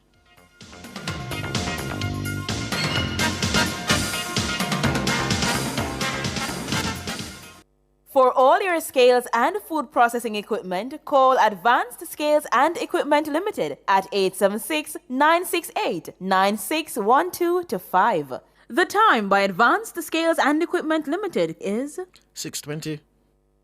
Visit Marshall's Pharmacy, Greater Portmore, for all your prescription needs, gifts, personal care, household, and stationery items. The temperature by Marshall's Pharmacy, Greater Portmore is 29 degrees Celsius in City Kingston and 27 in Montego Bay. Excelsior Pass Students Association Network of Champions cordially invites you to our 94th Annual Founders Day, Sunday, January 19, 2025, under the theme, Honoring Our Legacy, Building Our Future. Church service commences at 9 a.m. in the auditorium, located at 137 Mountain View Avenue. Guest speaker, Bishop Dr. Marcel R. Fullwood, class of 1983, Partners Worship Center, Canada. Following the service, join us for brunch and entertainment at 11 a.m. in the auditorium. Entertainment by Harold Davis, Prilly Hamilton, Akeith Nugent, and Shanika Jeffrey. Contributions only $5,000. For further info, call us at 876-898-8294 or email xlcrpsasecretariat@yahoo.com. Don't you miss it. Delicious meals, poolside cocktails, right on the beach. Disconnect from your daily worries and reconnect with the one you love. There's no paradise like home. Enjoy a romantic all-inclusive escape at Couples Tower Island, Couples Sans Souci in Ocherias from $395 USD per night. Take advantage of this offer today by calling Couples Resorts at 876-632-8200 or by visiting couples.com. Conditions apply. The Ministry of Health and Wellness, in collaboration with the Ministry of Education, Skills, Youth and Information, will host the Health and Wellness Career Expo and Employment Fair, January 22 and 23 at 9 a.m. to 8 p.m. Attendees from all schools are asked to confirm participation via email to rsvpcareerexpo@moh.gov.jm. Expect interactive booth displays, entertainment, free health screenings, and more. See you at the 2025 Health and Wellness Career Expo and Employment Fair. A career in health, the roadmap to success. Enough power tool, big to small. Jackama figure dig the wall. Our Total Tools. Weed waka figure trim the lawn. We have everything a job demand. Total Tools. We rent them, sell them and fix them. Also give Total Tools a call. When I say home improvement, landscape construction, a Total Tools are your option. Home improvement, landscape construction, Total Tools are your option. Total Tools, located at 102 Main Street, Ocho Rios, 34 Slipe Road, Kingston. And lot C6 Jacksaw, Sentence Bay. Call us today. Public Opinion is brought to you by Cleasing Industrial Supplies Limited, Industrial Automation and Control Solutions.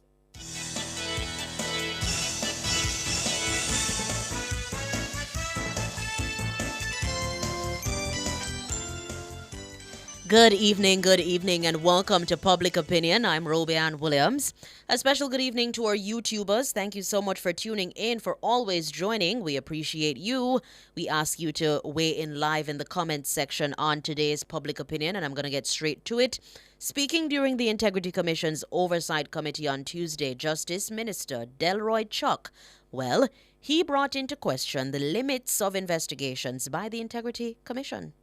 Why is the Integrity Commission asking members to indicate the salaries of their spouse or sometimes of their children? I don't know if this is something that is appropriate, Chairman, because I have advised the relevant member, let them know your spouse is not prepared to divulge their salary to her or him, and therefore he or she cannot report it. And these are things, Chairman, when we get back to the legislation, we have to make it very clear what limits can be put in terms of investigation. We need to find out just how far the Integrity Commission goes in terms of investigating, and the focus, there's no doubt, is on parliamentarians. Delroy Chuck, Justice Minister. In response, the Integrity Commission says these comments reveal an ignorance of key provisions of the Act. It outlines that Sections 39 and 40 states that parliamentarians and public officials must submit statutory declarations detailing their assets, liabilities, and income, including those of their spouses and children. Yes? The People's National Party, the opposition, wants Minister Chuck to resign based on these comments and a series of comments that they say he has made. So, in Public Opinion, we're asking you this evening, should the law requiring the family of public officials to file statutory declarations be changed? Should the law requiring the family of public officials to file statutory declarations be changed? That's the question. Going straight to our Facebook profile, where Philip Jackson is saying, that law to me is like killing a flea with a sledgehammer. It need fixing. George Elliott saying, if that is the law, it needs to be changed. A public official is just that, a public official. How can spouses and family members of elected officials be subject to the same disclosure as the officials? Something is wrong with this. Prince Wellington says the law should be more stringent. We see where they are using family to hide certain things, and they're doing it rather barefaced. Yeah? And the one Chuck think him a go on like him no. Okay. Marvin Reed saying this was a silly law to begin with.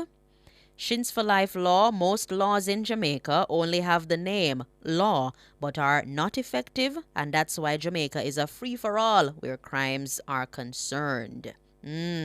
Dwight Venn says, yes, a family can hide things, but not every family divulge info. Some siblings are not even on speaking terms.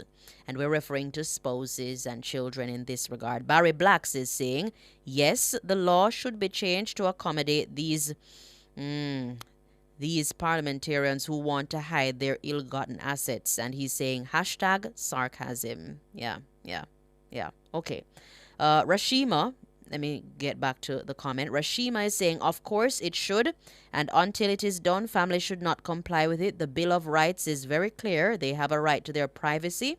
Wellesley Cunningham is saying no. Audley Phillips saying it should not be changed. We need to strengthen our anti-corruption laws, not weaken them. Whilst I can understand people's privacy concerns, we must be mindful of the bigger picture that this requirement is trying to avoid and prevent. It is very easy for public officials to transfer or to put illicit gains into the accounts of family members and close associates in order to avoid public scrutiny. This is really the intent of the legislation. Yeah? Christopher Isaacs is saying it sounds invasive. I have never been aware of exactly how much my wife or kids earn and how or what they expend. And he's saying remove it. All right. Let me see if I can get some of the comments off of our X platform, where Bo Winkle is saying most definitely. If not, where do you think the illicit funds would go? Blessed Son said to even conceive this is criminal, because how else the country will know if you corrupt? Don O'Mealy says absolutely not. It should not be changed. Corey Tomlinson is saying yes. The Minister of Magic is saying no. We as a nation have shown ourselves easily corrupted. Checks and balances are a must. Furthermore, politicians are leaders and need to be held at a much higher standard. And Denise McKenzie saying it should. Yes, it should only be required for special investigations. All right, going to the comments on Instagram, where Wayne Tipsy Campbell is saying the IC has blundered in so many ways, especially by believing that if you're emergency contact on your parents' bank account, it means that you are a beneficiary of the funds in the same. When reviewing family information, the IC needs to employ common sense. Okay. Nashel says yes, the law should change immediate family members once officials are in power, as they can do wrongs and property and put property in wife or children's name on or their bank accounts. Step Driva says yes, it should. It should change. I live overseas and I don't know why my wife has to declare what I bring or recently purchased there. Robert Gregory is saying, no, the family members are not public officials. Chris Duncan is saying, I am the public official, not my kids or wife or family members. And Jamaica saying, yes, it should change. Should the law requiring the family of public officials to file statutory declarations be changed? That's the question. We're going on YouTube. We'll go on YouTube to see what's being said about this. Kirk is saying Jamaicans can't manage laws that are overbearing because Jamaicans love to press each other into the ground to show who is the boss. Denzel M. All this talk about corruption, where is the beef? Waste of time. Only required if there is cause to suspect fraud. Andre Lawrence says we should leave it as it is. Yeah? Leave it as it is. Let me see if I can get to the comments that we probably missed. Aga is saying, no, we need to strengthen our laws to catch criminals with illegal funds. Let me see if I can get in some more. Jam Gran, as long as you are not a member of the government, I don't think that's relevant. Legislators have to fix the law. Yeah? Herman is saying, I see nothing wrong with it. Nothing wrong with the law. The real Ilian chef Patricia is saying, kids share the same benefits of public officials, so up with the money. All right. Bev Thompson is saying rubbish. Yeah? Rubbish. The man asked a question. Let me see if I can get in a few more. Let me see. Dudu is saying thiefing ha. Okay, no, I can't say that. Whoa, Dudu Star. Little Mouse, you get me in a problem. Little Mouse, you get me in a problem right there, so can't say that. Sharon Bliss says, Robian, yes, it must be changed ASAP. Rasta Barbie, if people want to hide, they can. Yeah? Let me see if I can get. Ian Williams is saying it should not remove.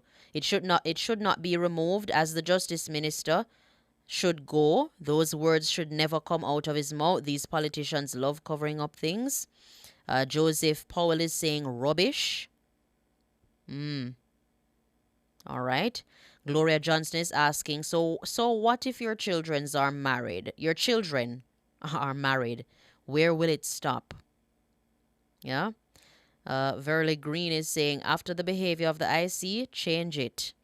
A lot of comments coming in on this one. Some unexpected, but you know, it's public opinion and we appreciate your views. Thank you so much for participating. Up next, the Business Report.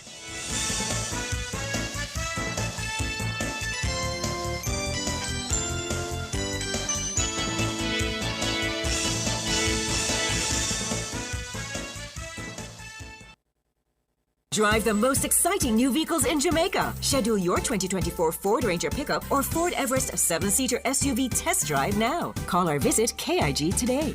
The time by KIG is 6:33. Annual eye examinations not only assess your vision but may be life-saving. Eye tests may detect serious health issues that go beyond your vision. Call IQ Optical to schedule your comprehensive eye test today. The temperature by IQ Optical is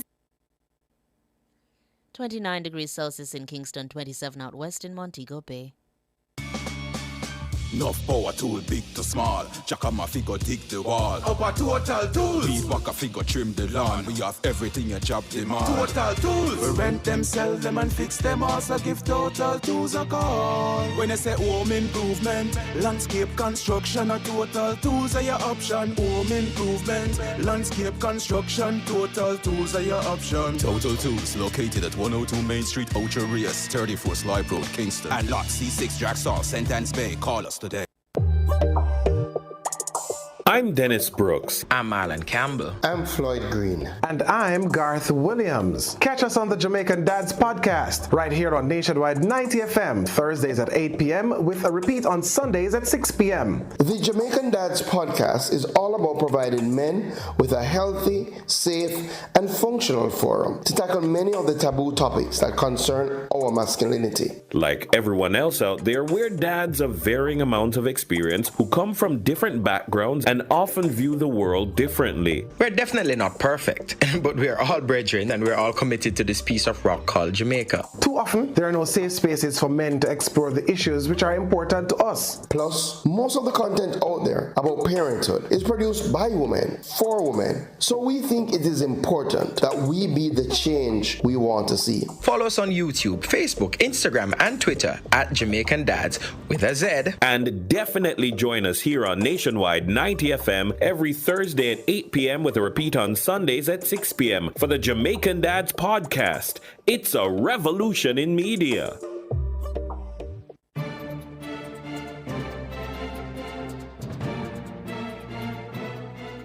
Good evening and welcome to Nationwide's Business Report. I'm Robian Williams. Jamaica's point-to-point inflation rate has risen slightly to 5% as at the end of December. That's according to the latest bulletin released by the Statistical Institute of Jamaica, Statin. It's up from 4.2% in the previous month. The slight uptick was mainly influenced by the point-to-point inflation rate for the divisions of food and non-alcoholic beverages, housing, water, electricity, gas, and other fuels and restaurants and accommodation services. While slightly up, the rate of inflation remains within the Bank of Jamaica's target range of 4 to 6%. The global economy is set to flatline this year amid fears including fresh U.S. tariffs hitting trade. That's according to the World Bank. Growth of 2.7% would be the joint weakest performance since 2019, aside from the sharp contraction seen at the height of the COVID pandemic. It is a rate the world can live with, according to the bank's deputy chief economist, but would not be enough to improve people's living standards in both richer and poorer countries. And finally, in the currency markets at the close of trading today, it cost 158 Jamaican dollars and 18 cents to buy $1 US, 192 Jamaican dollars and 76 cents to buy £1 British pound, and 110 Jamaican dollars and 84 cents to buy the Canadian dollar. That's the Business Report. I'm Robian Williams. Good evening.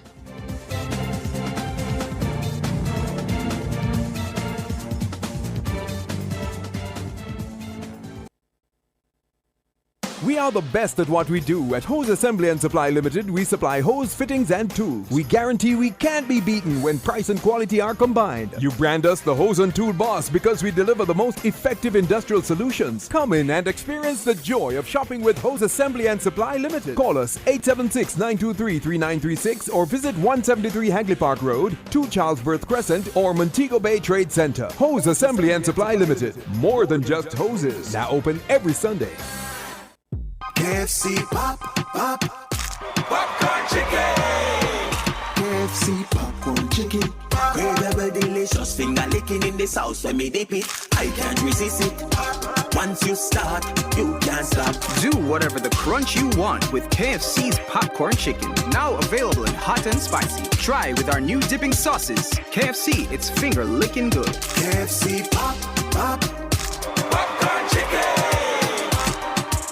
Sunday, February 16, 2025 will be pure energy and excitement as thousands hit the streets, running, walking and wheeling with a purpose. The Sagicor Sigma Run isn't just a road race, it's a celebration of people coming together to make a difference. Don't miss the Caribbean's biggest running event, Sagicor Sigma Run 2025. Visit SagicorSigmaRun.com and register now. Run for the fun, donate for the cause. Sponsored by Walden, Pan Jam, National Baking Company, Reggae Marathon, Catherine Speak, Malay Media and Whistling Frog. It's Monday, get over your blues.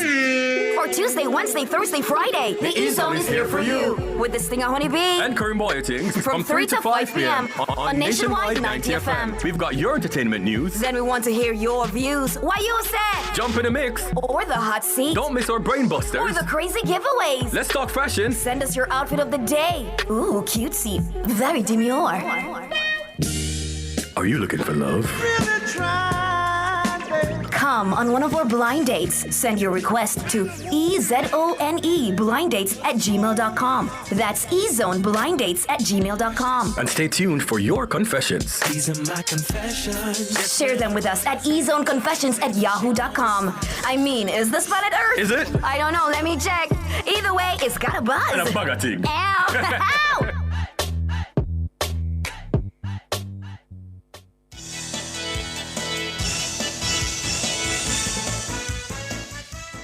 Welcome back, listeners and viewers. It's 6:40 and it's time for the nation's business. I'm Siobhan Campbell.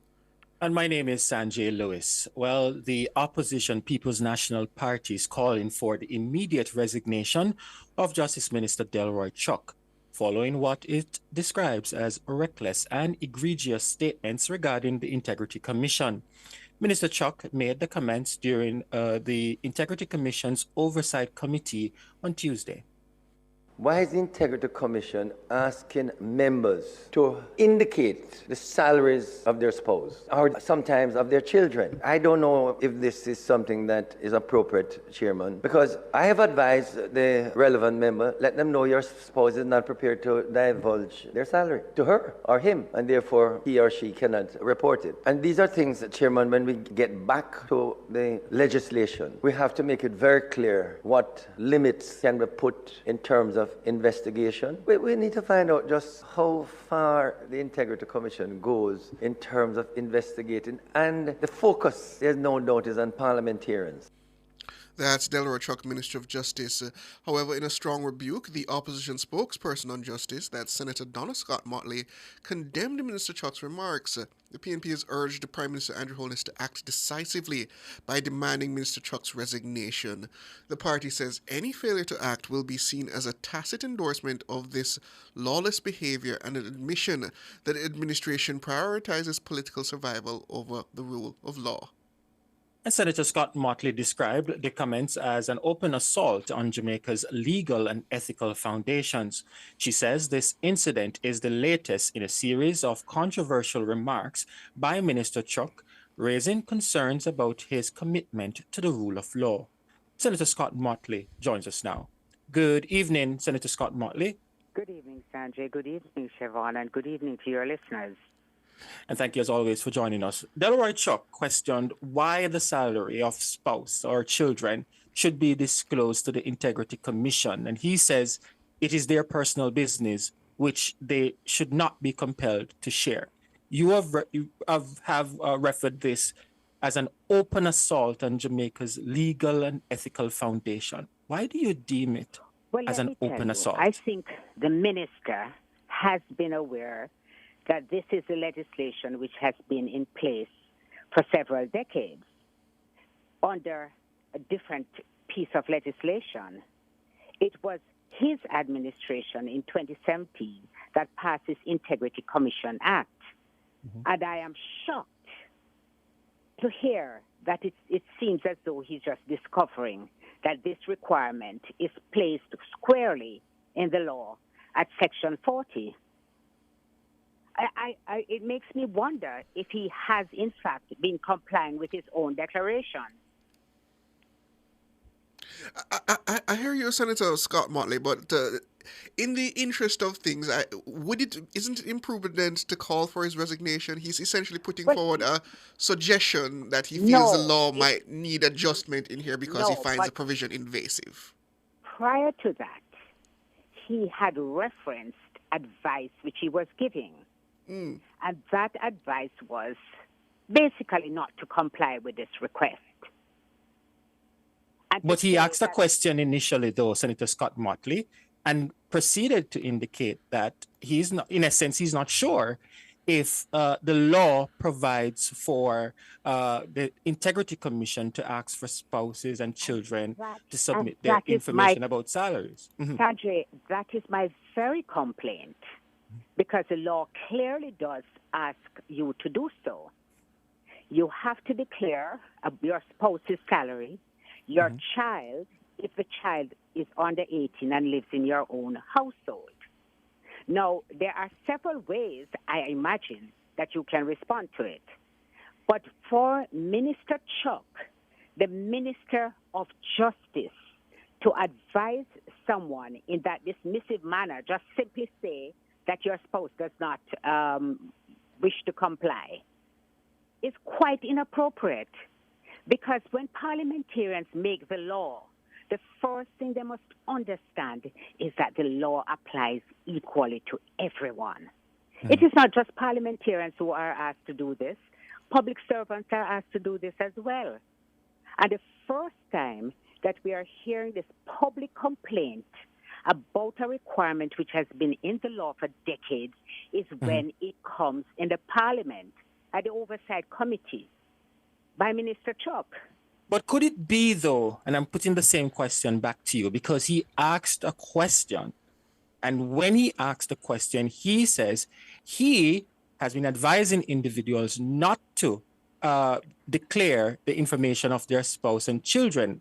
I would assume, based on what he's saying, asking the question, it was based on his interpretation of the law.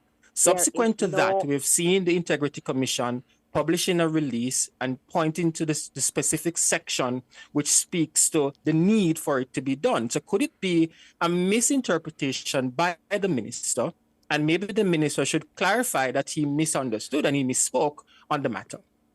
Well, let me put it this way in response to you. If it is that he was misunderstood, there are many people in this country who are misunderstanding him.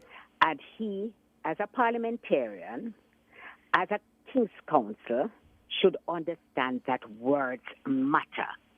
And on this particular issue, it is very important that the Minister of Justice clearly demonstrates that people must uphold the law. Listen, Minister Chuck has a history with the Integrity Commission. He has, on occasion, for example, challenged the Integrity Commission. He has said, that the Commission has demonstrated a certain bias, a certain unfairness, and it demonstrates that this Integrity Commission has no integrity. That's the Minister of Justice speaking, and a member of the Oversight Committee. He has called on the Integrity Commission to certify the Prime Minister's statutory declaration in circumstances where anybody with a fleeting acquaintance with the law would know that his call would be inappropriate. He has called on the Integrity Commission to hurry up with what they're doing because he himself feels under pressure from his constituents. So it's not an isolated kind of action on his part. What is so wrong about that call, Senator Scott Motley? Because it was quite a while now the Integrity Commission spoke about this investigation of first illicit 6, now illicit 8.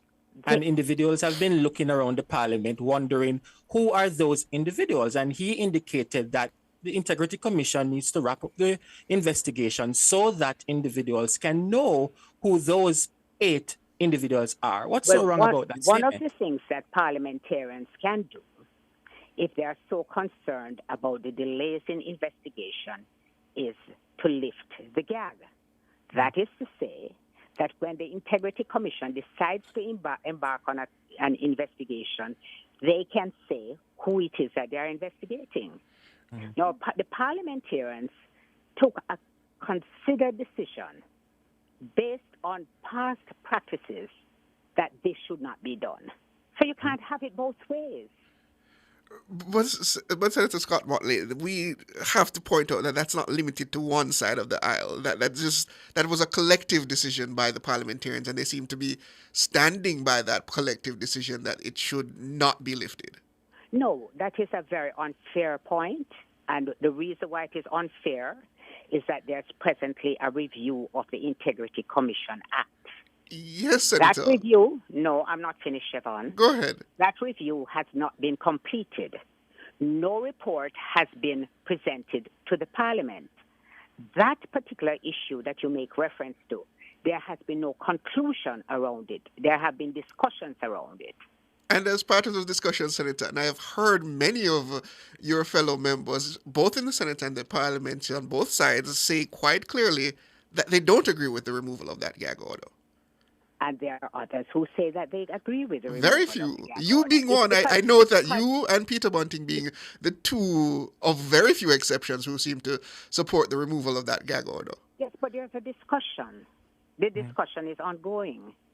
I would agree with any comment you make when the review is completed. Very well.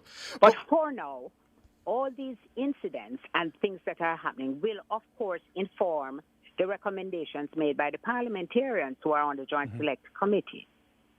Very well. But on this instant matter, Senator, the law as it stands, if, for example, as I think Mr. Chuck was trying to suggest, that my spouse or the spouse of a parliamentarian, rather, decides that they are not sharing that information with their spouse who is the parliamentarian, does that then still legally bind the parliamentarian to provide that information that he has no ability to get? I cannot say how it will be interpreted.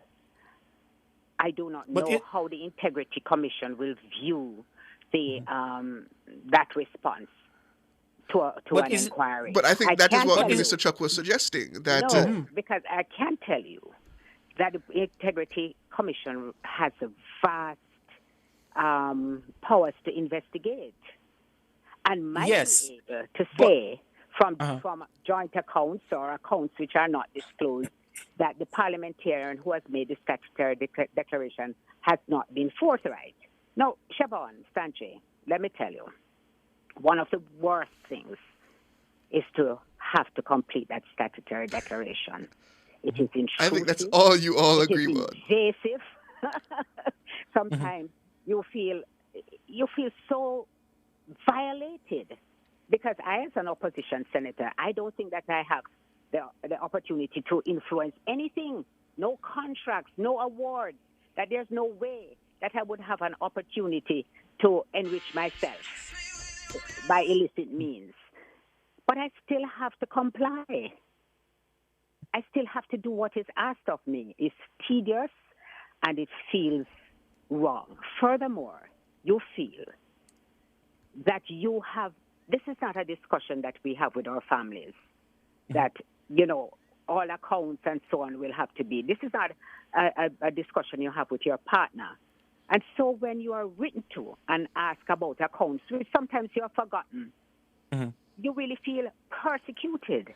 But the fact of the matter is we have a duty to uphold the law because we are the ones who made it law. So are you in agreement then, Senator Scott Motley, based on you saying that it is wrong, that maybe it's time to make some adjustments to the Integrity Commission Act, which requires parliamentarians and other public officials to submit all those evasive information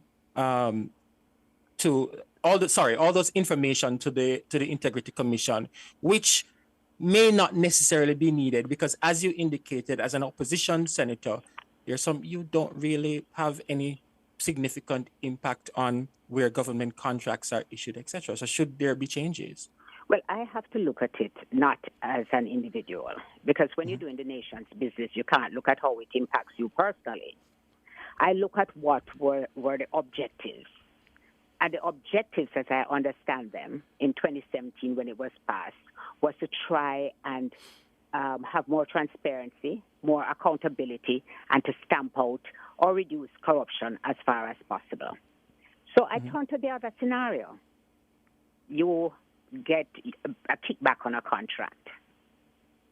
You put it in your husband's name, your wife's name. I have to say husband since there are some females. You put it in your wife's name. You put it in your child's name. I think that when the law was being crafted, it was based on some experience. And so even though we are uncomfortable, even though we don't want to do it, we still have to look at what it was intended to do. So, Senator, tell me... Just before you come in, Siobhan, I just want to go back to a point that Siobhan made earlier, Senator Scott Motley. Yes. Because if I request from my child to submit their income to me so I can submit to the Integrity Commission, and my child decides that I am not submitting that information to you, I think it's my personal information. Can the Integrity Commission really demand that of the parliamentarian if the child decides that they're not submitting that information to their parent? Well, let's look at the provision in relation to children first. The provision in relation to children is for a child under the age of 18 and who is living in the household. Mm-hmm. So I think it's a stretch to say that any child who's living under your roof and who is under 18 can just say, no, I am not providing you with that information. And I think that the Integrity Commission would be entitled to carry out an investigation of that situation. Because it would be extremely strange. You would almost say, but there must be a reason. Which is a lead. Which is why I use the example of a spouse, because a spouse who has no actual impact on the parliamentary proceedings and is not a parliamentarian, who might just simply have their own life that they wish to live outside of the scrutiny that is put on their spouse, who is the actual MP, may want to keep that information to themselves. And I ask, under those circumstances specifically, do you feel it would be warranted then for the husband or the wife to then ask said spouse, and then said spouse says, no, I'm not giving you that information? Do you then put that poor spousal MP in a quandary where they have to then go to the Integrity Commission and say, well, the wife doesn't, well, they don't want to give me the info. What do you want me to do? Do you want me to call the police to extract the information from them? Siobhan, I understand the scenario that you're outlining, and I don't find it an unfamiliar sort of situation, because people have complained to me in the same way they have complained to Minister Chugg. And I have said, listen, as uncomfortable as it might be for you, you have to do it now while you're in the parliament and for 1 year thereafter. Try and work it through. Convince your spouse that there's no reason to hide a small matter such as this, and see if you can get cooperation. Because in a relationship, in a marriage, you're going to find all of these kinds of things where, let me share with you. When the PNP became the government, there was a parliamentarian who made a statutory declaration and did not declare a wife's account. That is simply because he had no knowledge that the wife had a separate account. And it created quite a problem in their relationship. And I remember having to sit with them and assist them in working through that and explaining to the parliamentarian that sometimes a woman will put aside a little money.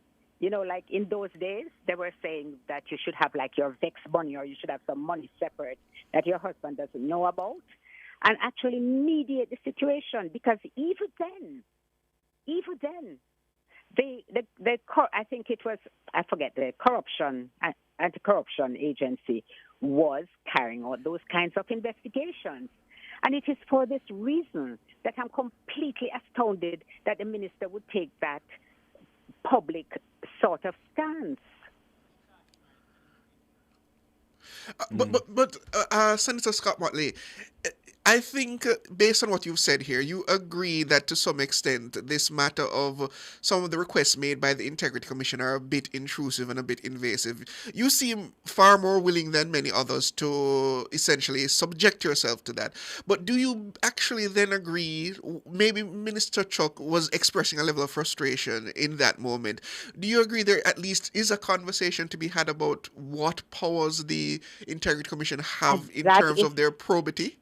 And that is a conversation which the minister should have, but not in the manner that he did, where it appears as though he's encouraging people to break the law. It's quite simple. Minister Chuck has on occasion, he doesn't speak from a script.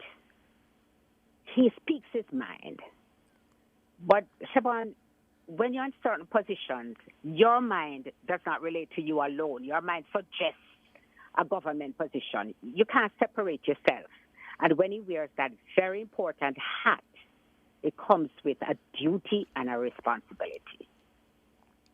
It's not the first time that he has gone too far in public pronouncements. He did that, for example, when Royal Reid was arrested. And he apologized. So he has recognized in the past where he has done a misstep. I think this is a very serious one. I don't think he should have said it, that he gave that advice. Understood. Could you stay with us for a brief few more minutes, Senator? We're on a break. Okay.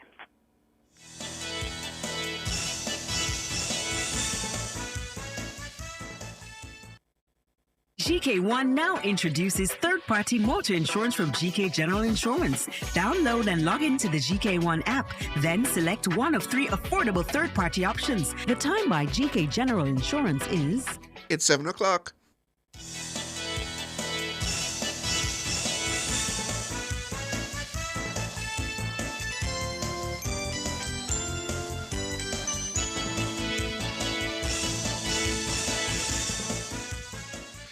Welcome back, listeners and viewers. We're talking to Opposition Spokesperson on Justice, Senator Donna Scott Motley, regarding statements made by her government counterpart, Delroy Chuck, regarding the Integrity Commission's what I think both agree with, a level of invasiveness and intrusiveness in terms of requesting information regarding spouses and family members.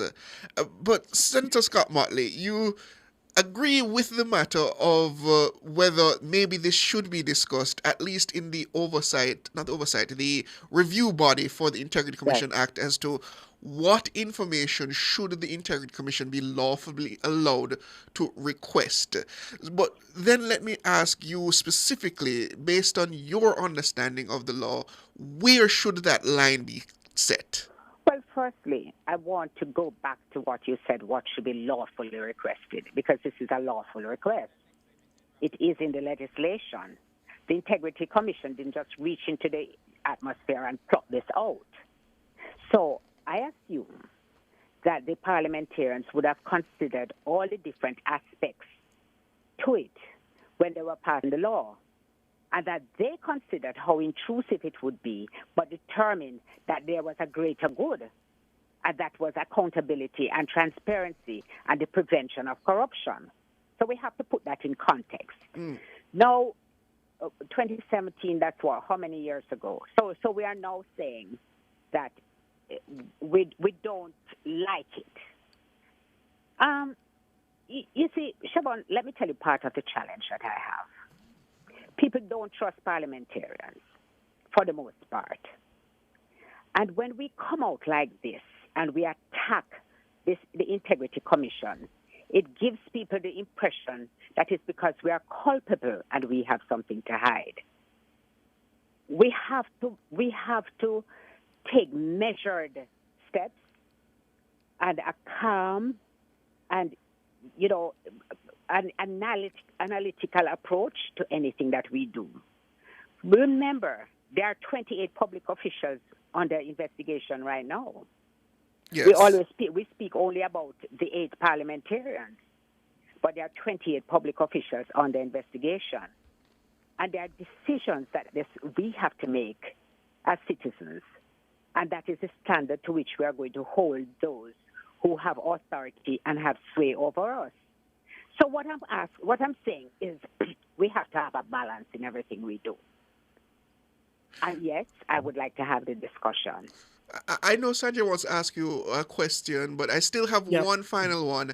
It's on the basis, and I'm going to use a very specific example because I think this is one of the most, what I consider egregious. And this is in relation to the Prime Minister's statutory declarations. Forgetting the matters that are currently before the court, we can't really weigh in on those. But the matter regarding the bank accounts of his parents and the request by the Integrity Commission considering him responsible for those bank accounts, even though he didn't even know they existed. Would you consider that a reasonable request to be made of the Prime Minister, of any parliamentarian rather, that they give account of their parents' personal banking information that they may have their name on despite their knowledge? Well, I have been asked to give account of bank accounts, which I've had for decades with clients and family friends. Just people, one person in particular said, Donna, this money belongs to my child. I cannot put his name on it for certain reasons, but I know if I die, you will give them every cent. I don't remember about that account, Siobhan. I've never withdrawn, never deposited. When the Integrity Commission wrote to me to ask me about it, I was really taken aback because I genuinely did not remember it. But what am I to do? I write to them, I explain to them. Luckily by then it had literally no money. And when I complained, as we all do, I was told, well, once the account exists, you have to declare it because there is a possibility that it can be used. No matter how long ago it was opened, you have to declare its existence. I also know, I'm just going to finish in 1 second. I also know that one of the things is that they say that the account can be used during the year. You can give a declaration as to what happens in December 31st, but they have the authority to check and see the movements during the year. Now, I'm not quite clear. I wasn't quite clear on how that particular account was managed, so I don't want to go into it. But I'm giving you some of the reasons why the Integrity Commission says it's not just as simple as it appears. But in those instant cases when you can suggest that, well, this is not my personal account, it's my parents' account. I have never seen what is in the account, even though my name is on it. For them to then make the leap to suggest that you are somehow in error of essentially failing to file proper statutory declarations in a situation such as that. Well, if that is what happened, and I don't think we got sufficient information to say that is what happened.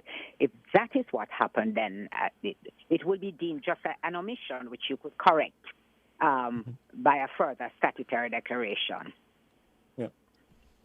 Senator Scott Motley, I could not have you on and not put this question to you. There are some serious allegations made against your party relating to $15 million in resources being offered to a caretaker, Senate appointment, and a board appointment being offered for him to step aside. Are you concerned that your party, given the seriousness of this allegation, is yet to address the matter in a fulsome way? Well, let me say first, it's a matter of who you choose to believe. There are people in the media who have chosen to believe what the former candidate has said. The leader, Mark Golding, has said no such offer was made. Certainly, I find it very challenging to believe that a candidate would have been offered $15 million to step aside. I've never heard of the PNP offering people money in that context, and in fact, they offer very little even for campaigning, because a candidate is expected to raise their own funds. So that shocked me. I do not believe it. I do not believe it is true. And the fact that Lawrence has gone to the media in this kind of way that he has makes me very suspicious of his motives. But A it's lot of also people have suspicious, been. though. But Pardon? isn't it also suspicious, though, Senator Scott Motley, that your party issued, I would say, a paragraph, in essence indicating that the matter will be addressed at a time convenient to the party? Isn't this something that is so great that it should be addressed by the party immediately, putting forward the information to counter what a former candidate, or I should say a caretaker of your party, alleged against your leader and other senior officials of your party? Shouldn't this be addressed immediately by your party? I think the leader has said it's not true. He did not offer any money to Lawrence Rowe. I beg to correct you there, Senator. I don't believe Mr. Golding has come out right and said it's not true. He's made comments to say that something was said that is not true, but he has never specifically named Lawrence in those comments, and he has not named the allegation in those comments. Well, certainly in the meetings, not meetings, because in the conversations we have had subsequent, he has made it very clear. So internally? There was no offer. Internally? Yes. Was it internally that those comments were made? Pardon me? The comments that you're making mention of? Yes. Was that discussed internally? I was of the view, and I heard a clip at a meeting that was held last night where he said that there was no such offer made. So, and I was of the view that he had made it very clear from the outset that there was no such offer made.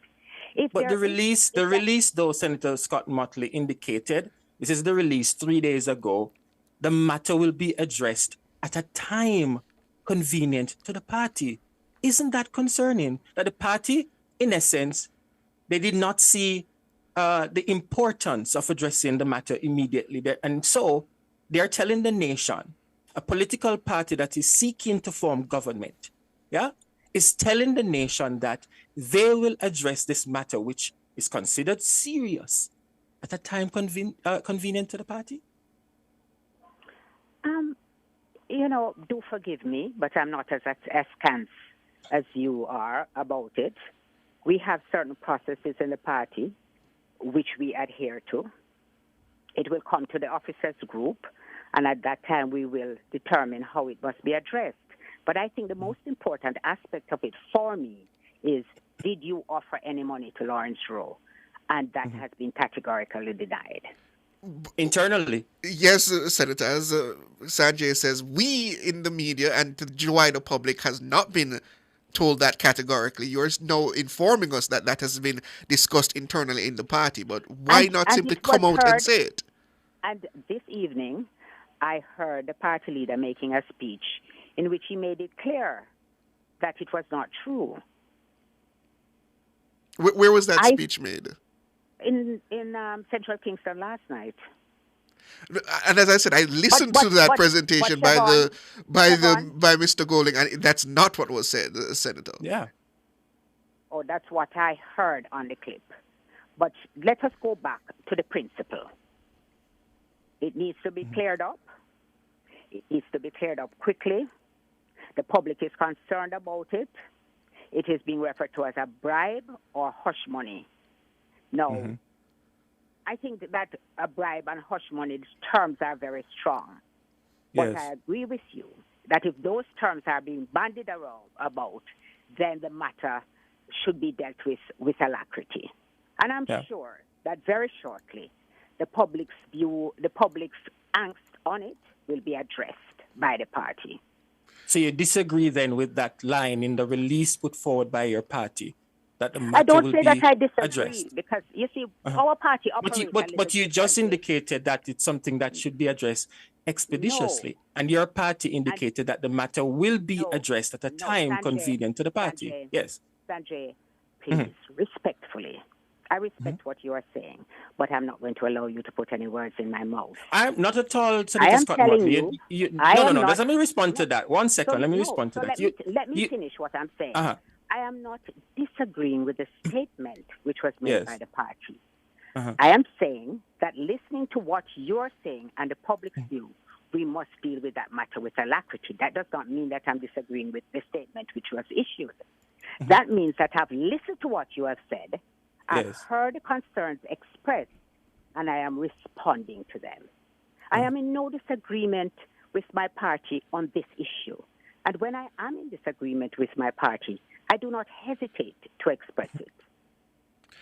Well, Sanjay, Senator Scott Motley, I'm getting a very angry look. We are well past the Yes. time that this interview should have been terminated. So sorry to have No, it's That's fine. It's always a pleasure speaking with you. That is Senator Donna Scott Motley, opposition spokesperson on justice. Thank you so much for joining us, Senator. As always, it is a pleasure. Well, we take a break, listeners, and we come back with more.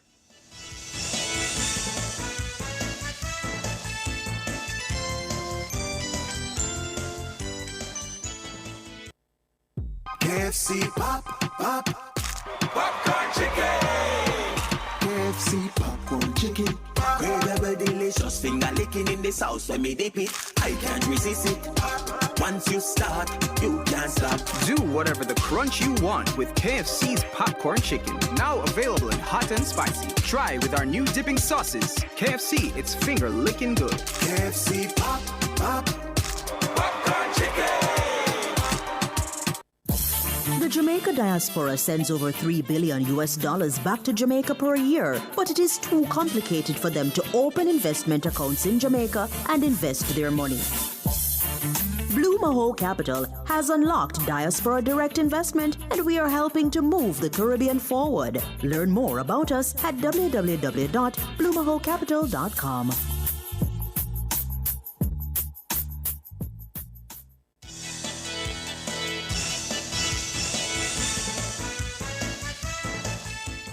Welcome back, listeners and viewers, and we are now turning to some regional developments. The Biden administration has notified Congress of its intent to lift the U.S. designation of Cuba as a state sponsor of terrorism.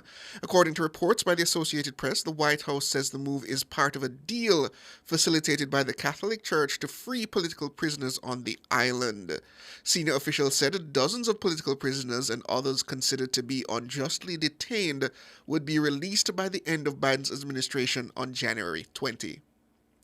The U.S. would also ease some economic pressure on Cuba, as well as a 2017 memorandum issued by then-President Donald Trump toughening the country's posture towards Cuba. The determination by the outgoing one-term Democrat is likely to be reversed as early as next week after Trump takes office. There was no immediate comment from the Trump's transition team. However, joining us to discuss further is the second secretary in charge of economic and political affairs at the Cuban embassy in Jamaica. That's Rolando Davila. Good evening, Sir Davila. Good evening to you and all the audience. So this might be bittersweet news to you, Ambassador. I should say, Mr. Davila. This matter of the removing from the U.S. state list of sponsored terrorism, while it is a potential game changer for the island, it may be short-lived based on this information. Yes. First of all, despite of its limited scope, this is a decision that points to the right direction and is in the line with the sustainer and firm demand by the government and the people of Cuba, as well as the broad, emphatic, and reiterated call by numerous governments, particularly those of Latin America and the Caribbean, Cuban residents abroad, political, religious, and social organizations, and numerous political figures of the United States and other countries. This decision put an end to a specific coercive measure, which together with many others severely damage the Cuban economy and have several impacts on the population. This is has been an ever-persistent issue in all official exchange between Cuba and the government of the United States. And how... Oh, sorry, go ahead, Sean. But aren't you concerned that the Trump administration, which will be coming in just a matter of days, could reverse this decision? Well, it could be that the reverse again. It would be difficult to explain if it were to happen. Cuba has arbitrarily unmotivated included on the list. Then, in 2015, with a certification very similar to this one, the President of the United States reversed that and reaffirmed seriously, definitely, what President Biden is now affirming again. Well, if another president, the next one, or the one after that, were to come along and put Cuba back on the list, one will have to ask himself what the reasons are. What would the U.S. government agency, the law enforcement agency, say? Where would the credibility of the U.S. government be? So they could like a mess.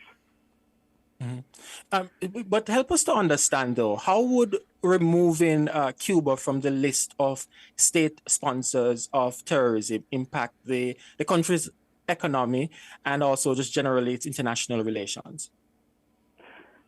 Well, the decision of putting an end to specific coercive measure is on the table in the agenda.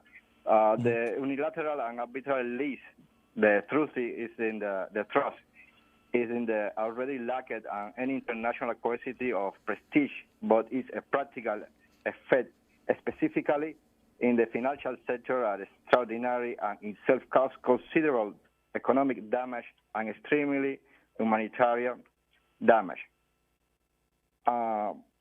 Whatever, it will be important, in my view, to consider that whatever happens in relation to this measure in the future, they are an important fact, and even that has troubled the world.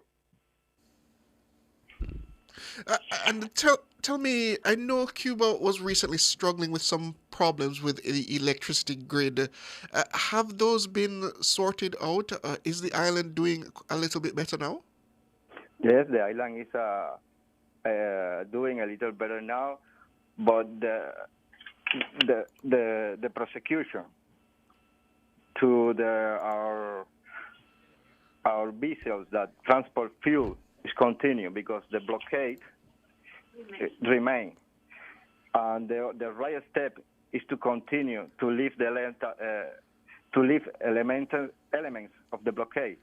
The only right thing to do is to lift the blockade as a whole, to leave Cuba, live in peace. Understood.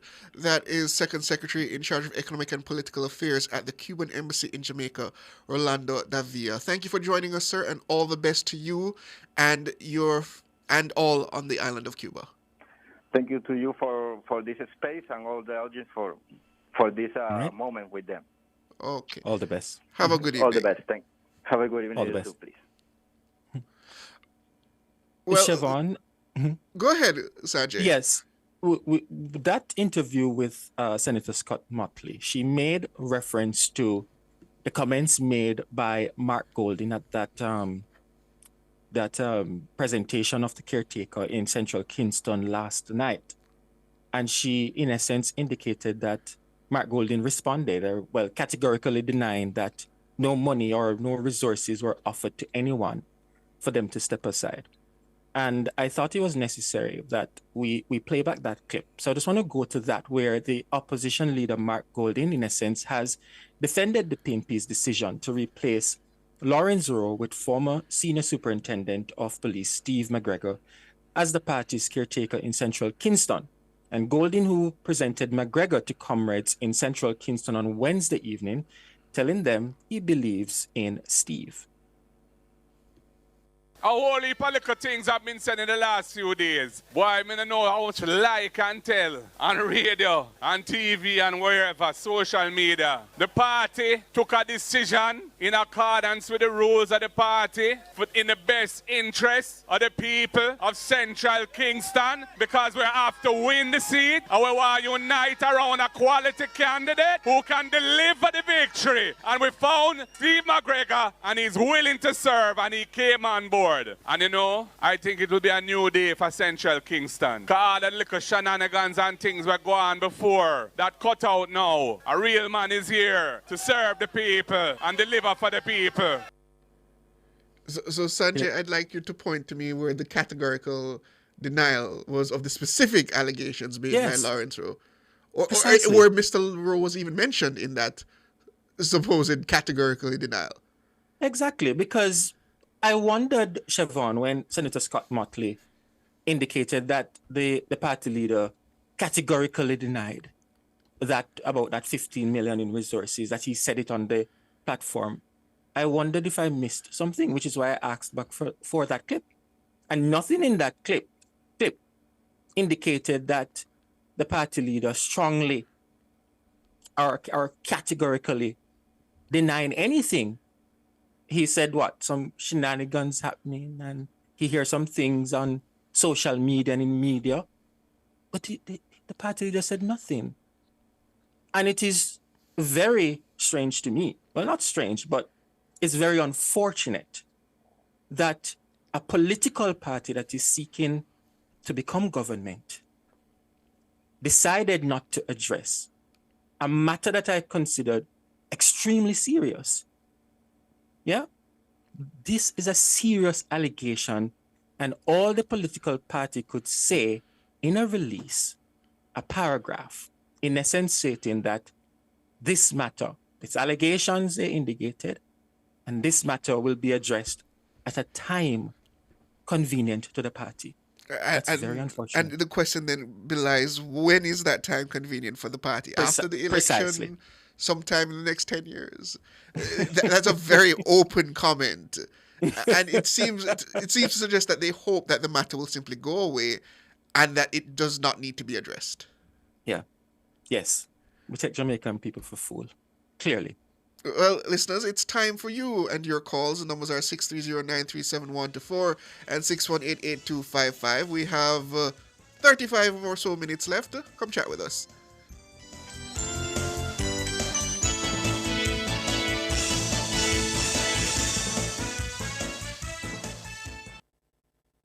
Are you equipped to protect your organization from financial crime? The University of the Commonwealth Caribbean, in partnership with the Anti-Money Laundering and Financial Crimes Institute, is offering internationally recognized certifications in anti-money laundering, improved compliance with certifications in FCPA, fraud risk management, countering the financing of terrorism, and more. Visit www.ucc.edu.jm or call 876-906-3214 for more information.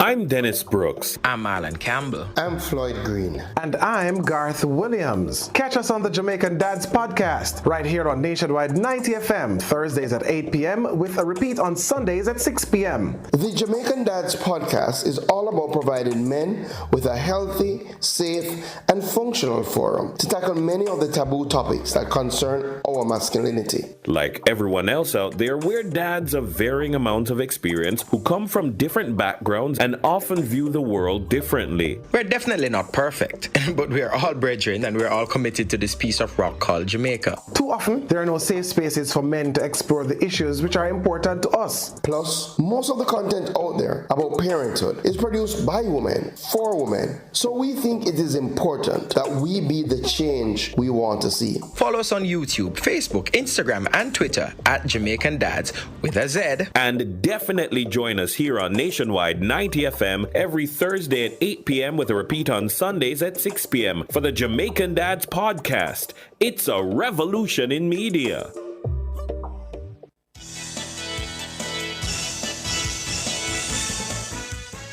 Welcome back, listeners and viewers. It's 7:26, and as I said, we are taking your calls.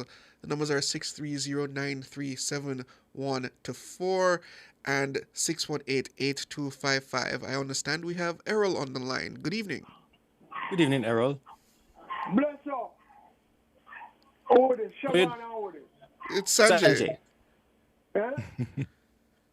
Siobhan and Sanjay this evening. How you do, Errol? All right, I'm good, man. Nice. So Siobhan and Sanjay, you know, this is my goal in can give a good speech. You know him at talk. Yeah, I listened to man last night. Mm-hmm. It was a very brief presentation. I listened, yes. Brief presentation. The man I talk about, we have to win this. And McGregor is a man of this and that. And McGregor kill off the whole around us. So all them people, me don't know them upset. It was a very brief presentation. I listened, yes. I feel win this. And McGregor is a man of this and that. And McGregor kill off the whole around us. So all them people, me don't know them upset. You understand? I don't know to what extent Steve McGregor has operated in central Kingston and the area. I know he has a history with that community in terms of when he was an SSP with the police force. But I don't know to what level he is in terms of accepted or respected in that community. Look here. The man clean up round us in a film time. Come tell him come all the West Kingston. So when him a come out, him do it already and him will do it again. What am I going to do now? Round robin. When come with him little round robin talk? Brother, them the people that are known for talk good and they are known for do good in the man. You understand? I hear you, Errol. But what he, in essence, was saying, Errol, is that as a member of the police force, he did good work in the area in that capacity. And he's now saying, if elected as member of parliament, he plans to do good work, in essence, in that capacity as a member of parliament. That's, in essence, what he was saying. Yeah, but Sanjay, the man don't do no good work when someone kill off round there. I don't understand what you mean by kill off, Errol, but I can't respond to that at all. Look here. All them attack and I go on. Him win the so a Mark Golding now be no leader. No prime minister. You get me? Mm-hmm. It's all oh, you know that. Why you think so? So them could have fly high, fly low, pay 15 million and this. Them are no winner, them no be seen, them no be knowing.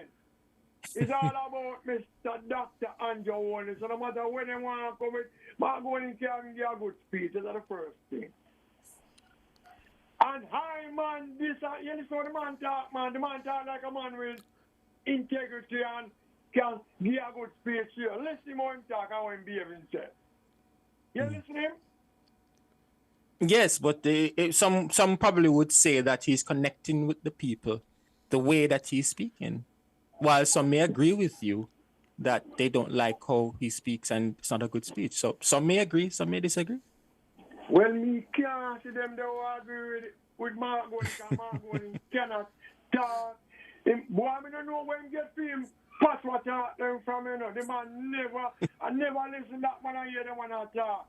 The man that Portland and him, I bring this man to come. The man, brother, the man have to go back to train. I mean, don't know who I fee him. When you look at it, you know, or who I give him advice. Them need to dry him up. The two worst man in the party when they know we talk at the leader, Mark Golding and Dayton Campbell. Mm-hmm. You understand? Mm-hmm. I hear you. But me I go and listen to the program for you with the people man we said tonight. All right, Errol. Thank you as always. We're going to take a quick break and right back. We have another caller lined up.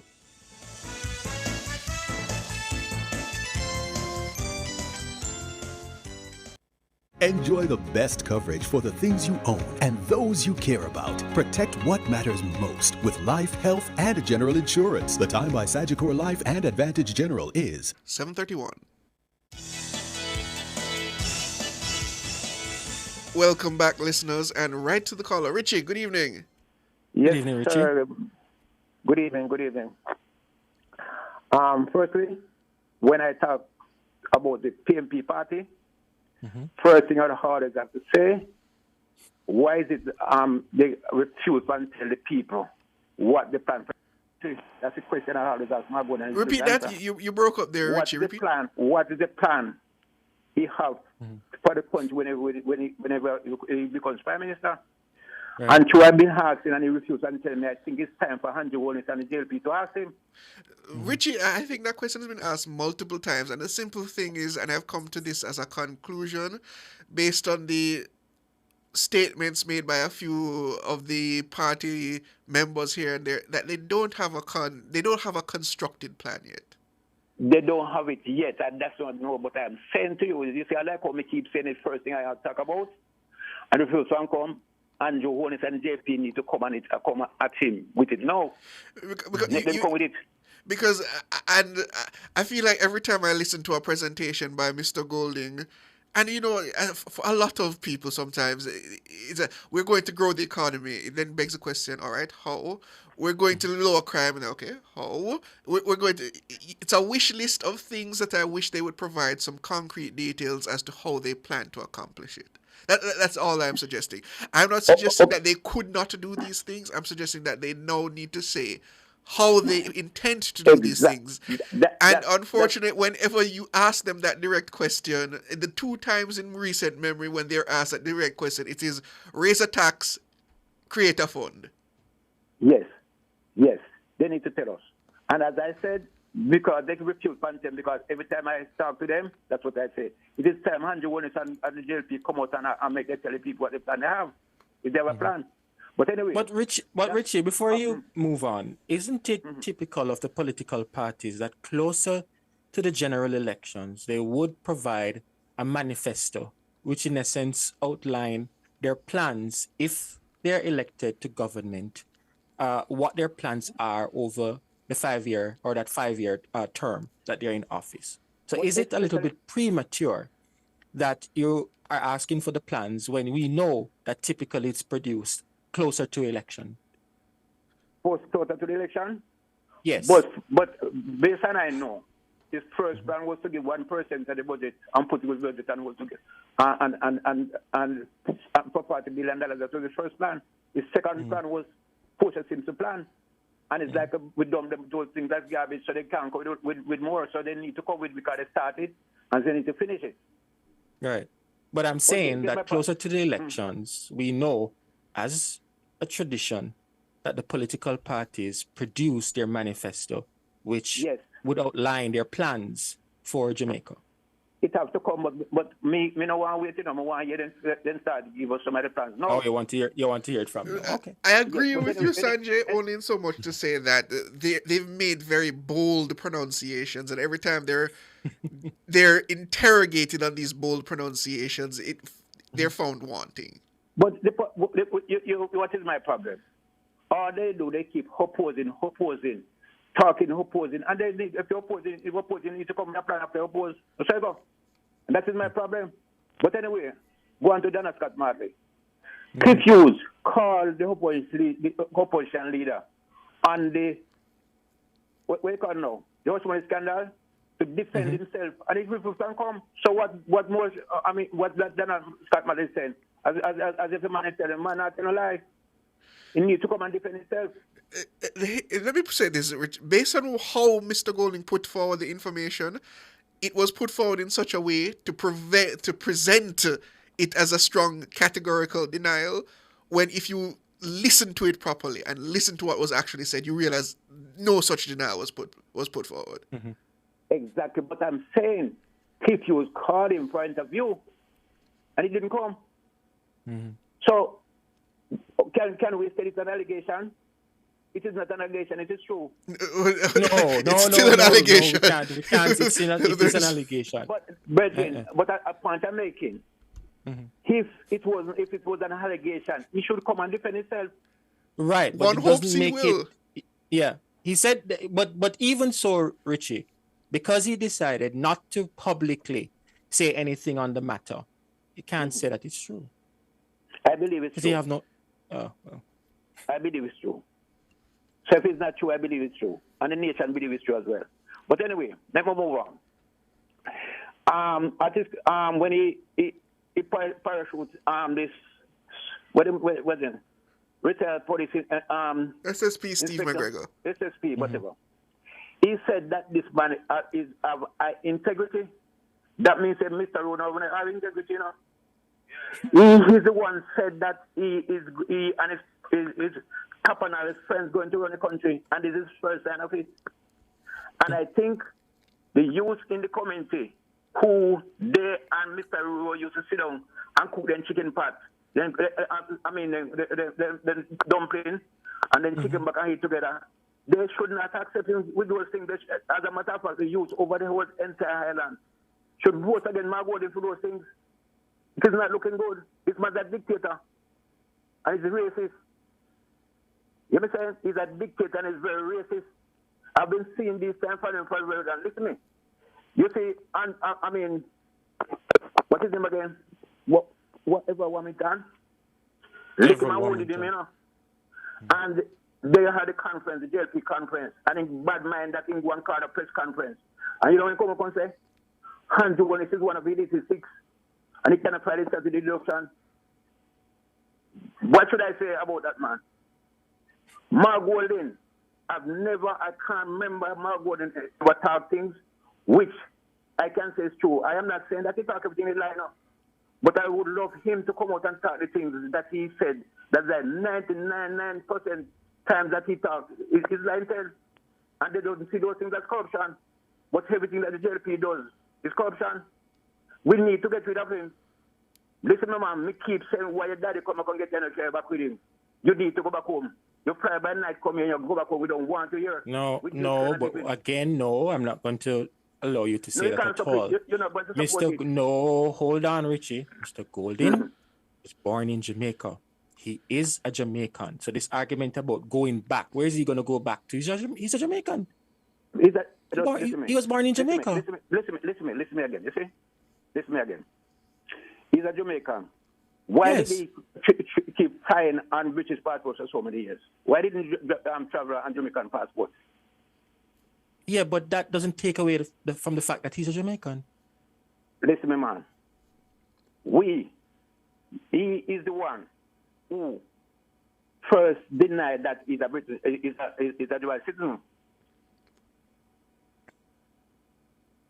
It still doesn't take away from the fact that he's a Jamaican, Richie. That's the point. What Sanjay is saying that under the country constitutional arrangement, Mr. Golding can have dual citizenship and he is still a Jamaican.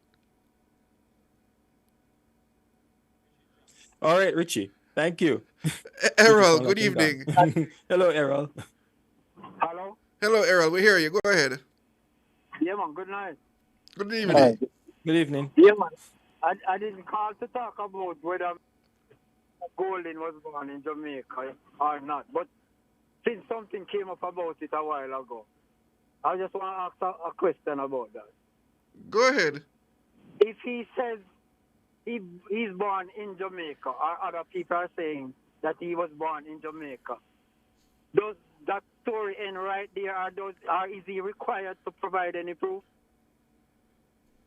The only area where he would be required to provide proof is when he is seeking to be nominated, where you have to put down quite clearly your citizenship status.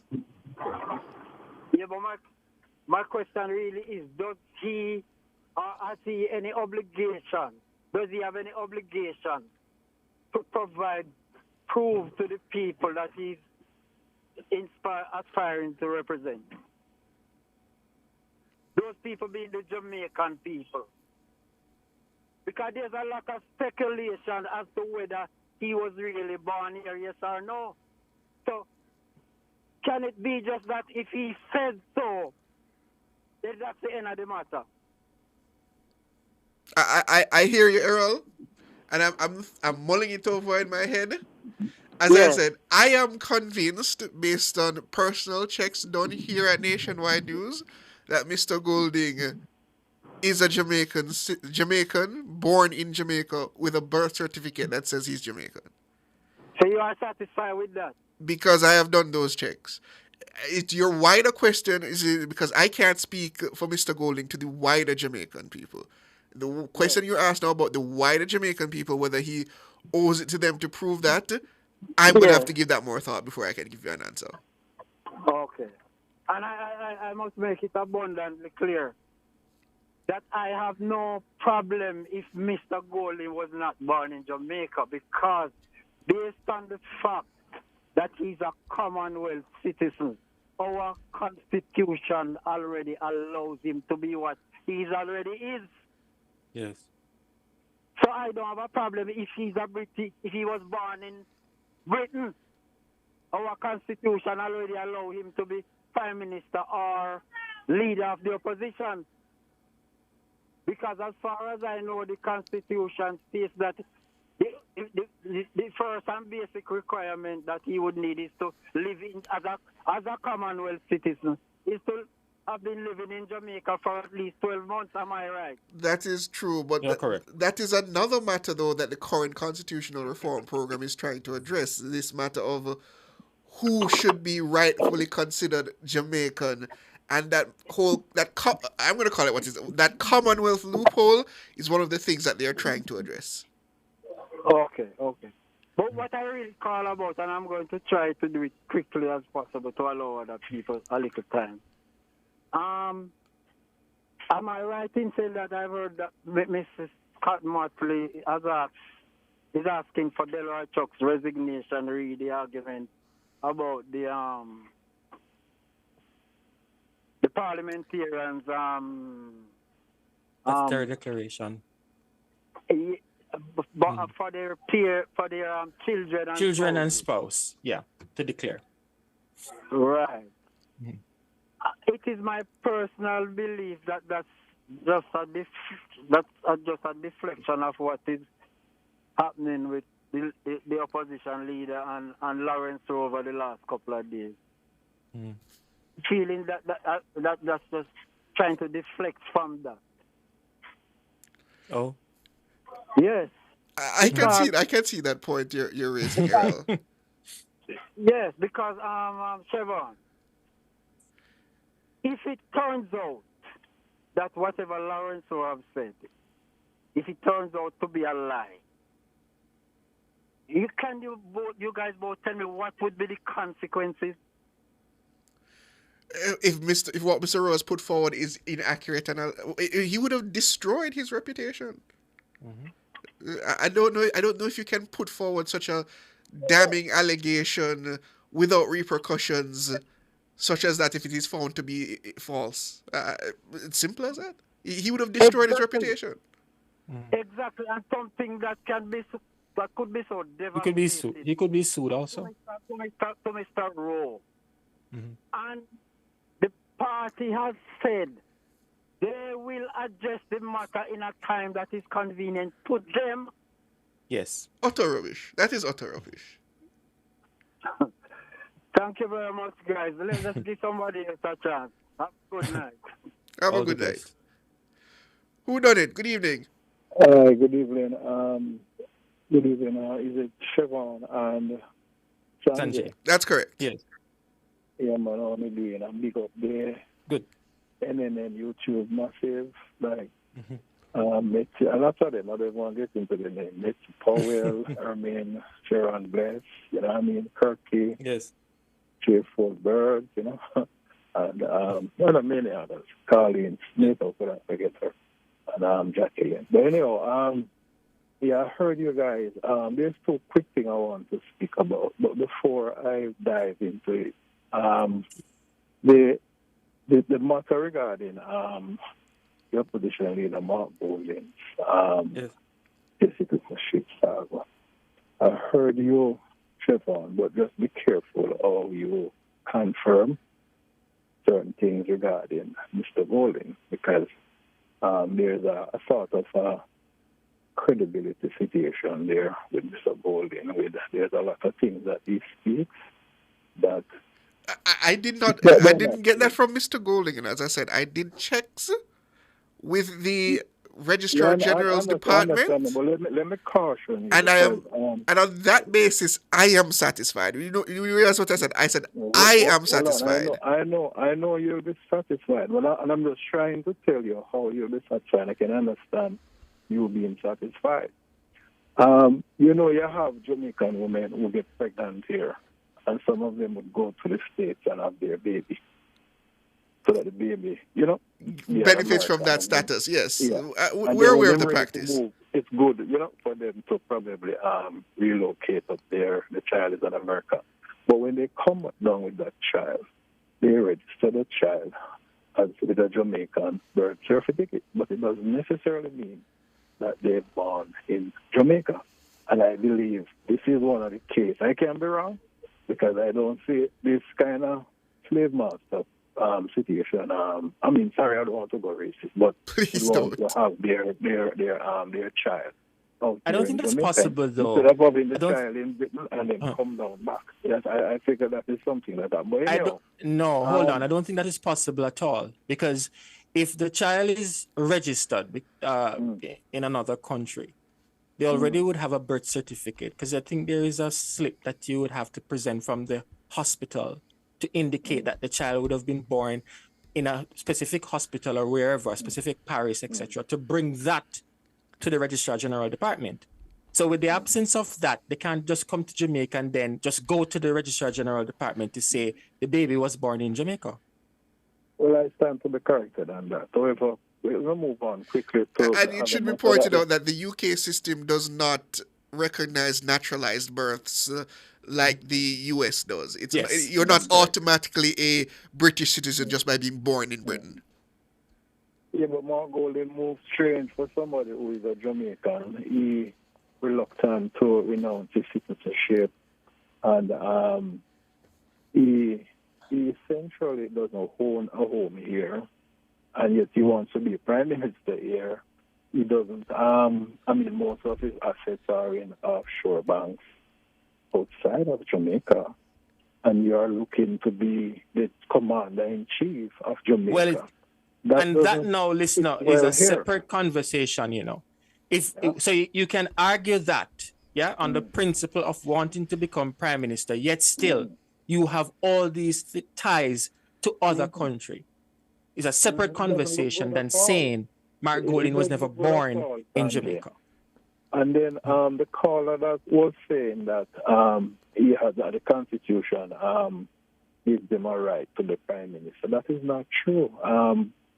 Abe Dabdu, who I think is a specialist in this matter, who represented the PNP. The PNP. I hear there is some content. You're right. There is some contention about the legality of that matter, but it has not been tested yet in front of a court of law to really suggest if that is the case. But the layman's interpretation of it is. Trevon, hear me out. You have Section 39 that tells you how you're qualified to sit in the parliament, and Section 40 tells you how you are disqualified. Now, Mark Golding has a British passport that I'm sure over time he has renewed that passport, Trevon and Sanjay. Mm-hmm. And by doing so, he has to swear allegiance. And yes, I've heard argument. I've heard argument. On that basis, is deemed illegal. I've heard that argument. You rightly said that upon nomination day, for him to declare that he can be in a spot of others and cannot be nominated on election day. But that matter has not never on been election day, on court. nomination day. But that matter has not been put before a court, so I can't use that as a basis to disqualify him because I am no legal luminary, and no legal luminary has said that he's disqualified. Who have the experience in the matter in a Trevon. And in those scenarios, you could defer to Abe Dabdoob's legal experience, but even then, it's still his legal experience is still not law. The final matter with the presentation last night with Steve McGregor as now the new standard bearer by the party leader. And once again, I think they failed to actually tell the central Kingston people what is it, what plan do they have for them. For Steve McGregor to just merely or curtly said that, we're going to resurrect Ron Robin or Robin Rowan or whatever it wants to be. Central Kingston smacks in a business district, essentially. And some of those buildings down there that are, some are derelict and some are in decay, I would want to hear that they would embark on restoring some of them, seek some sort of, identify a few of the citizens who have business interests, and they could able now to set up shop so we can see more black people and these people who them said and love doing them own a business down there than what we're seeing down there is Chinese and Indians. Right? And then also with what is happening with that recent commission of the water to Port Royal, and Steve could have come and said, well, as someone who is a security expert, we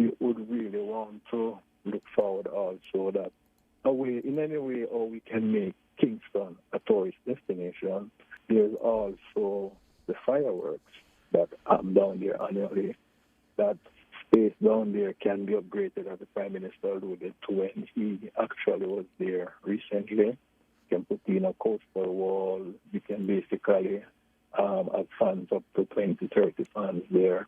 Then you can have the ships come. The same ships can come in. You have Jamaicans who can twist and plait tolls here. You have various off-spin benefits. And then you can have the ships come, and the ships can even their Port Royal to use fiber optic cable to lock it up there. So we want to come off and party with us party. So just the music alone, and when you look at what happened at Freedom Street, it is very telling what can happen. Only if we just think.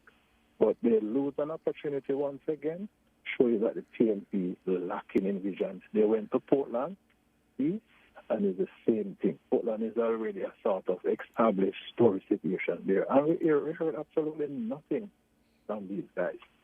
So that's just my piece. Thanks for having me. All right. All the very best. Patrick, good evening. Yeah, man, good night. How are you doing? What you do, Patrick? Not so bad. But like on the agenda wrong, man. I mean, you're not talking about PNP, right? I mean, you're not talking about Delroy Chuck and this. What did happen to Royal Reid? Oh, his matter is still before the court. His matter is still before the court. I found wife name and this and that. You must stop it, man. No, but bear in mind, caller, that matter is still before the court and still being adjudicated. Stop it because that's what happened now. You know, them thing they move from what I know, so they can do anything I know. They can thief and put any money anywhere. Come again? If them this post, them also tell you where money and this and that. Then that means they can hide things.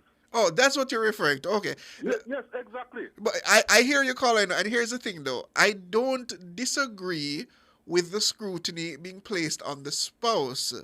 What I asked Senator Scott Motley, and she answered in a way which I suppose she's saying that you must somehow get the spouse to come along with you. What if said spouse decides that they are simply not complying? Where does that leave the MP? That person not supposed to fit to run for the government office. The person who are the spouse. No, but caller, it's the spouse. The spouse decides that they're not providing the member of parliament with the information that he or she needs to submit to the Integrity Commission. So how you mean the member of parliament can't be fit to run for office if the spouse decide not to give over the information? Let me start now. If they know them going to go underneath that good to them, right? Then that means them so they put up themselves available for that job. But they're not the one who put themselves up for the job. Who is the people them? Carlo, let me level there. If I have decided to go into political office, yes, it's a conversation that I should have with my spouse. Yeah. And then I say, okay, I'm going to do this. Am I supposed to? I don't know, I don't know if I necessarily agree with this decision. I don't know if I can deal with the scrutiny. And I then go ahead. I have put myself up for public office. I am now in that position. Yeah. And because of the requirements placed upon me, it puts my spouse in a very invidious position where she simply does not wish to comply because she feels that that is invasive. It is a violation of her privacy. It's not something that she's used to. I must go to the Integrity Commission. I must explain to them that my spouse has said to me she is not going to provide me with that information you require. Then I should be prosecuted by the Integrity Commission? Exactly, yes. All right, Carlo. All right. I don't know how that make any reasonable sense, but all right. But, I mean, here's the next thing, though. All right, just say, you prefer the police come on and need a state of emergency for around 2 to 4 years, right? What? Where? Who said that? When was that said? Who said that? They don't say that before. Me? No, not at all. Is that you said that? No, I don't recall ever saying that. Well, I must make a mistake then. Because I can't say with you. I'm sorry. I recall somebody saying that while on the program, but it was not me. I think it was a guest who said it, but it was not me. I mean, my stance on the state of emergency is this, Carlo. I do not, and I'm going to be brutally honest, I don't know what the recipe and the requirement is to fight crime as it is now in Jamaica. And because of my lack of ability to provide a suitable counter to using a state of emergency, I will not stand in the way of one being used. Well, I don't think it will be forever. No, I would never support a in perpetuity state of public emergency. A state of public emergency should be a very specific use case in a serious situation where circumstances have really run well past the ability to bring them under control in another way. But that is what somebody can say Jamaica's crime situation is, which is why I'm saying I cannot provide the magic bullet to fix crime, which is why when it comes to people saying that they want states of public emergency and want to use them, I keep my mouth shut because I don't know what the solution is. Okay, good night. All right, good night, caller. Well, it's 7:58, listeners. I don't think we have time for any more. But thanks to our YouTubers, Megawatt Volt, Deus Isaacs, Gertrude Brown, Juju, Primrose, Loxley Thomas, Mikkel, Mark Peart, Erica Barnett, all of you, thank you for joining us this evening. Donovan Cumbry. To our super producer, Dana Davey, our technical operator, Andrew Glenn Buggs Anderson, and to all my compatriots and friends in the news and production department, led by the capable Cara Powell, it has been a pleasure and a privilege and a very good evening. I'm Siobhan Campbell. And my name is Sanjay Lewis, wishing for you a wonderful evening.